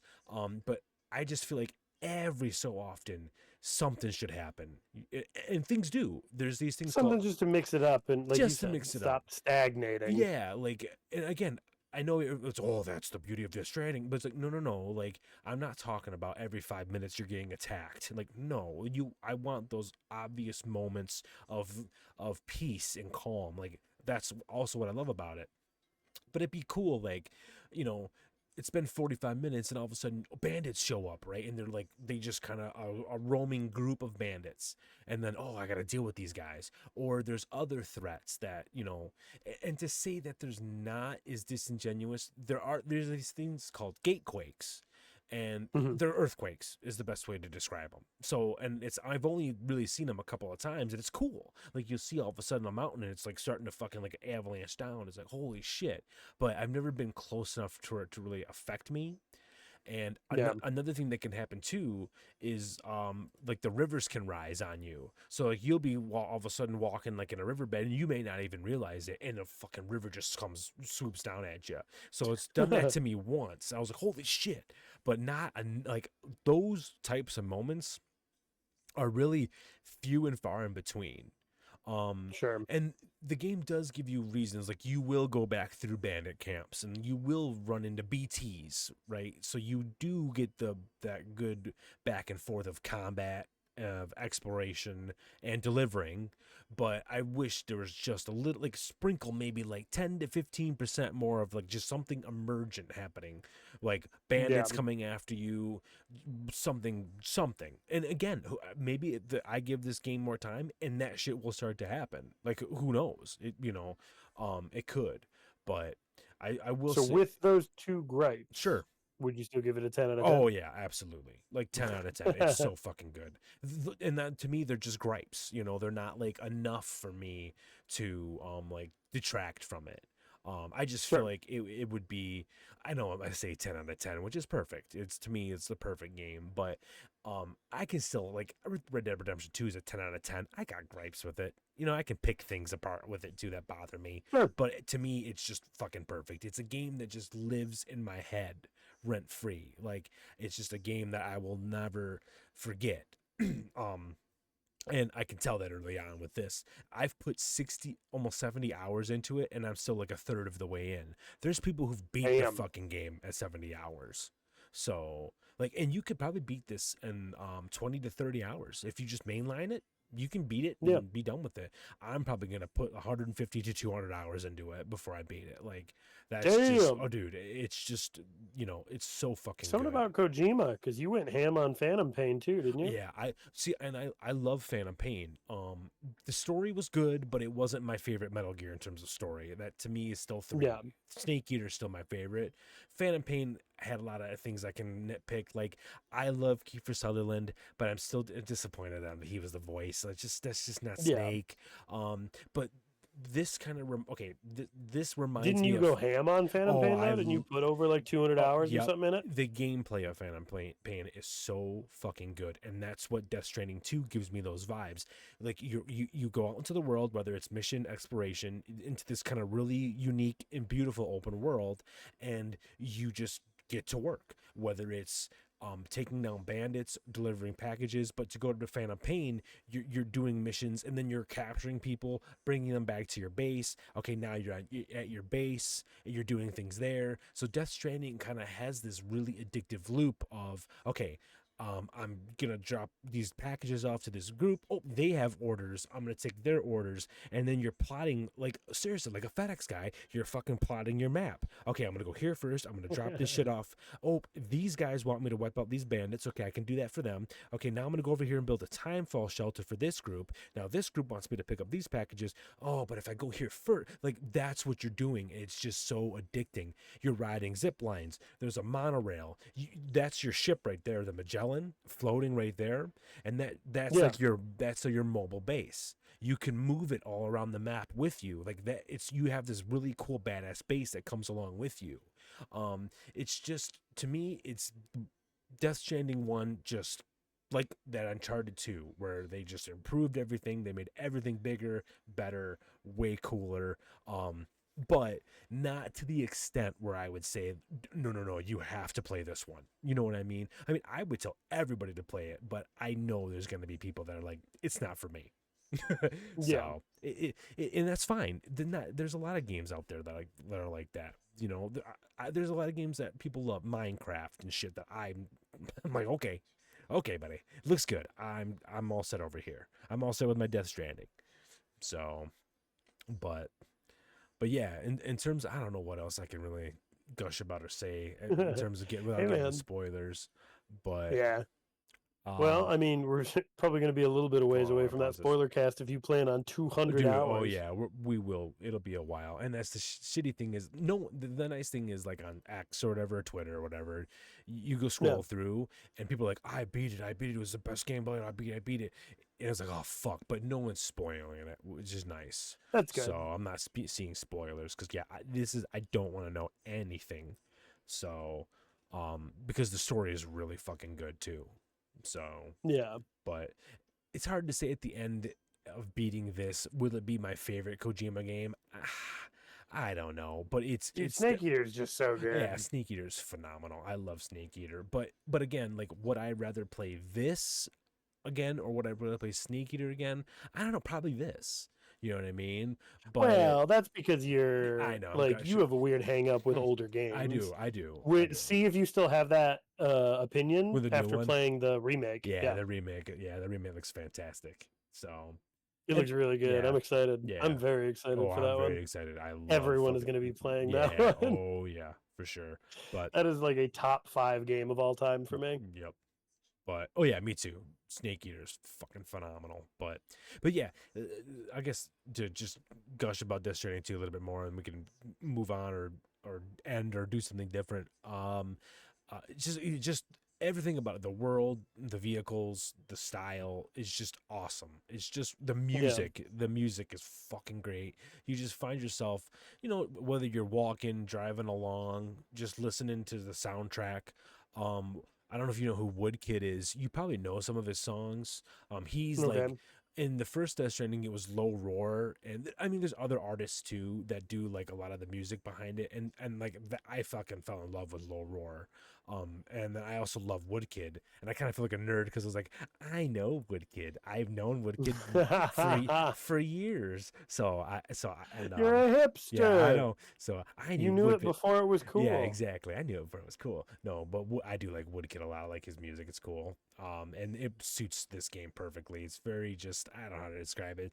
It's just very artsy, but it's cool. It's done well. Like Radiohead, Muse style type, you know what I mean? Like Fucking just love Muse. yeah, me too. But you know that they just have a lot of style and the way they use music and it's just different. So Woodkid's really For good sure. at that too.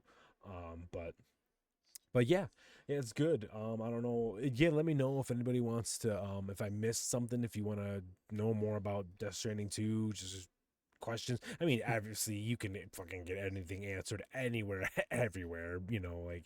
But if someone wants to know something, shoot me a message. You wouldn't be hearing it from Coops anywhere else. Yeah, that's right.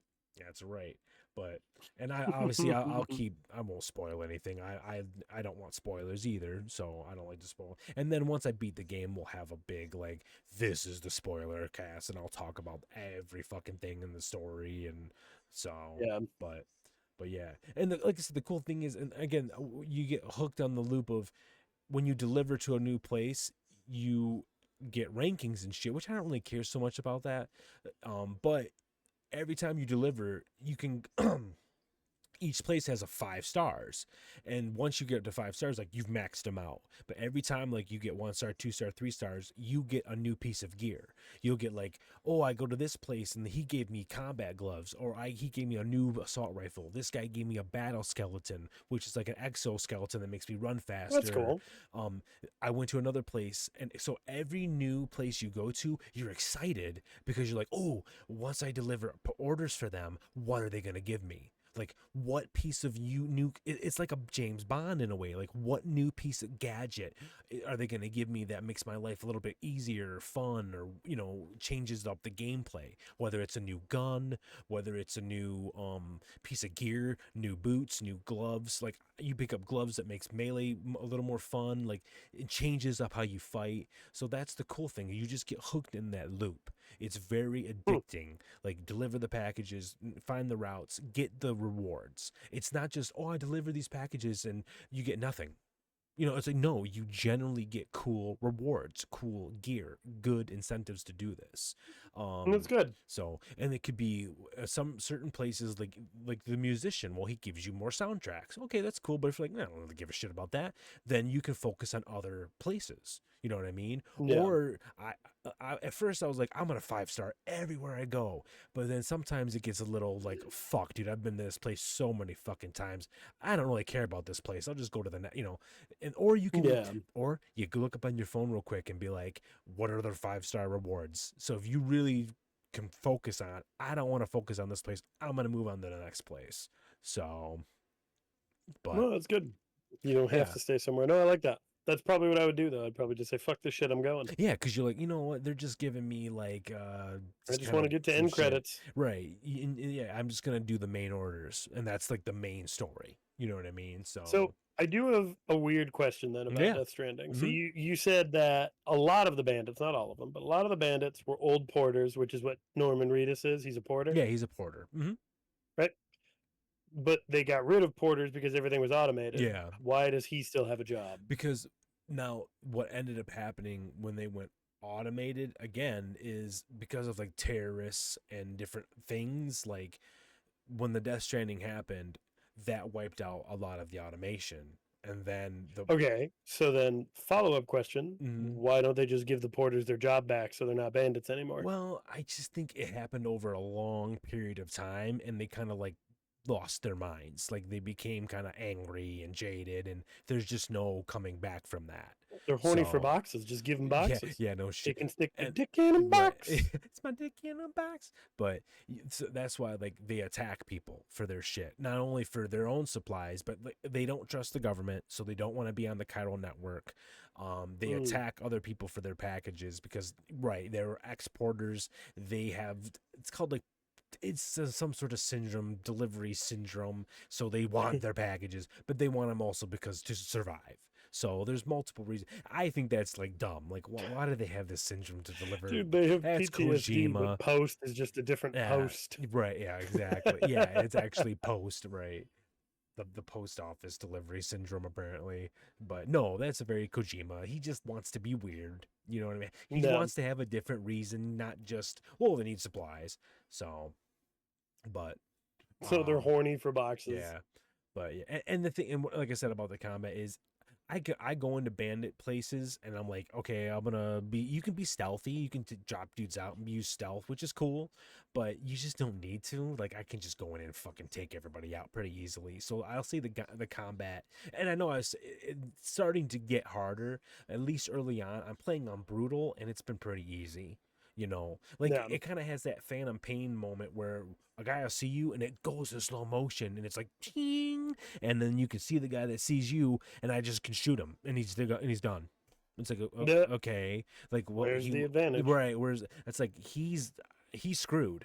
Like, I feel like I'm a little overpowered. I looked in the menu to kind of turn this option off. I'm like, this is a little too easy for me. I'm just gunning all these guys down. They don't have a chance. And when you shoot somebody, they start to get staggered. So they're just like, so I'm like, that would be again, I just feel like the game's a little too easy. So, and I'm playing on the hardest difficulty, but definitely sounds like a 10 out of 10. Yeah. Well, it's 10 out of 10 for me. God damn it.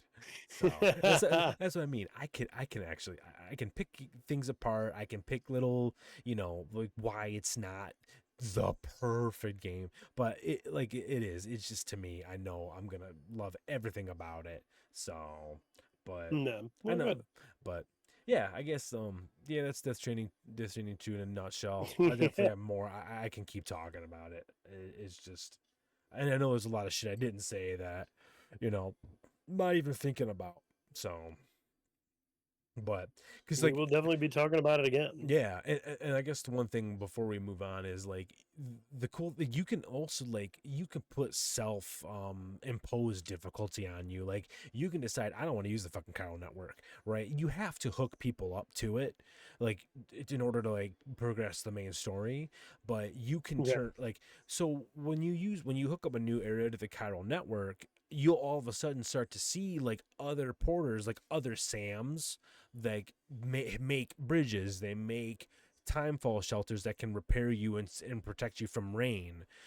I should tell you, rain. Oh my god, it's called timefall, and what it does is, it pretty much, if the rain hits you, it rapidly ages you.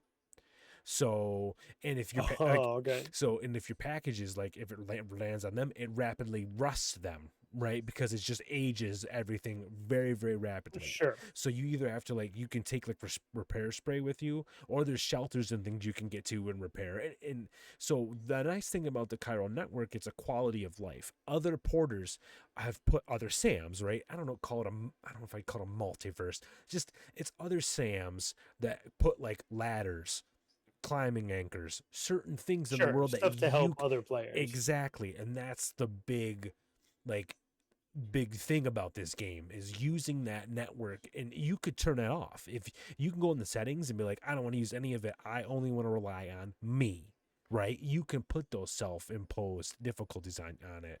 But for me, I'm already playing the game on brutal. I like the quality of life. I don't need to grind, you know what I mean? I'm already grinding by delivering shit. The entire game is a grind. It is. Exactly. So I like that. Oh, cool, somebody already built the zip line. I can just maybe build another one. Or, oh, there's already a ladder here. Nice. I can just add to this. So I like that aspect. So but yeah, that's the Stranding 2. Go out there, buy it. Everyone's gonna love it. 10 out of 10. It's gonna blow Expedition 33. Sponsored by Kojima. Yeah, it's gonna blow Clear Expedition 33 out of the fucking water. That game's just gonna look like dog water because of this game. Oh my god, I know it's gonna fucking win Game of the Year. But if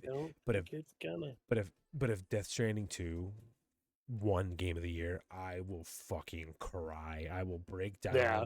and weep and Well, cry. I mean, I if don't it think did, it's it going probably to. deserves it too. Like, I Oh, think Death Stranding is definitely going to win some awards. oh yeah, but no, it's gonna be Claire Obscure. The whole world will melt if it's not Claire Obscure. But I'm just saying, like, I will fucking laugh and cry if that or Joke's Ghost on of you. or It's Ghost. going to be Last of Us collection with the 1 and 2. Yeah, no shit. Yeah, the re-release. Well, they changed some of the way the story's done, so it's a whole new game Dude, now. did you see that fucking chronological mode? Yeah, it's in What the chronological. fuck? I It's was like, what's streaming going yesterday on? and Dino Nuggies came in and told me about it. And I was like, who asked for that? Yeah, no one. Who's that for? Yeah, just another cash grab. I don't, like, what? I don't get it. What? Just let it go. The game's been it's Skyrim levels of parody. Like Jesus Christ! Like how many Like, it times you feels release worse it? than Skyrim because at least Yeah, it Skyrim did is. its nonsense over a longer period of True. time. No, I did. You're right. It took years. Yep. No, they seems Last of like Us is like we're gonna every remake 6 the same months. game 7 times in Yeah. like 3 years. Yeah. No, you're right. It's pretty much. But Shit is yeah, insane. yeah, boy. Well, that I think we went through the rest of our topics for today. Yeah, oh yeah. I'd love to keep going. I'd love to keep talking, but we're about 2 hours 15 in and I gotta work. That's pretty good. So I think yeah. episode 1 was 2 hours, Yeah. so Mm-hmm. that's Yep. pretty good. There'll be I think we times can what's that? no, there'll be times where we can definitely go longer and do more and shit. Yeah, there'll be times. But Usually probably if we start earlier, but it true. was, I'm pleased we were able to get this up. Yeah, So yeah, me too. Hell yeah, fuck man. yeah. Fuck Thank you yeah. everybody who was listening, who tuned in Yeah. for episode 2 of the podcast. Yes, thank you everybody. We're Like- gonna do the like, comment, and subscribe. Oh my god! Tell a friend. Welcome to the Cum Zone. Only come inside Anime Girl. Yes. Yeah, don't forget only come inside Anime Girl. Don't forget. Only inside Anime Girl. That's the most important It thing. cuts off. Oh yeah. So I guess what I'll do is I'll switch over to here and I'll play our little music that we play. That we end on. But yeah, thanks for listening, everybody. This is awesome. I love doing this. This is a good time. Hell yeah. And we will be back soon, whether it's to talk about other shit on Pirate Software some more, because we just can't help it. Don't forget to It's too comment easy. the topics if you want a certain topic discussed. Yeah, definitely. Let us know like what you're interested in, because yeah, we miss things, and I mean, we try to stay up in the zeitgeist. It's funny because I'll talk to you about things and you'll be like, "Yep, I've seen it, I heard it." So it's cool. Yeah. Like we both pretty much try to stay up to date on most shit. But yeah.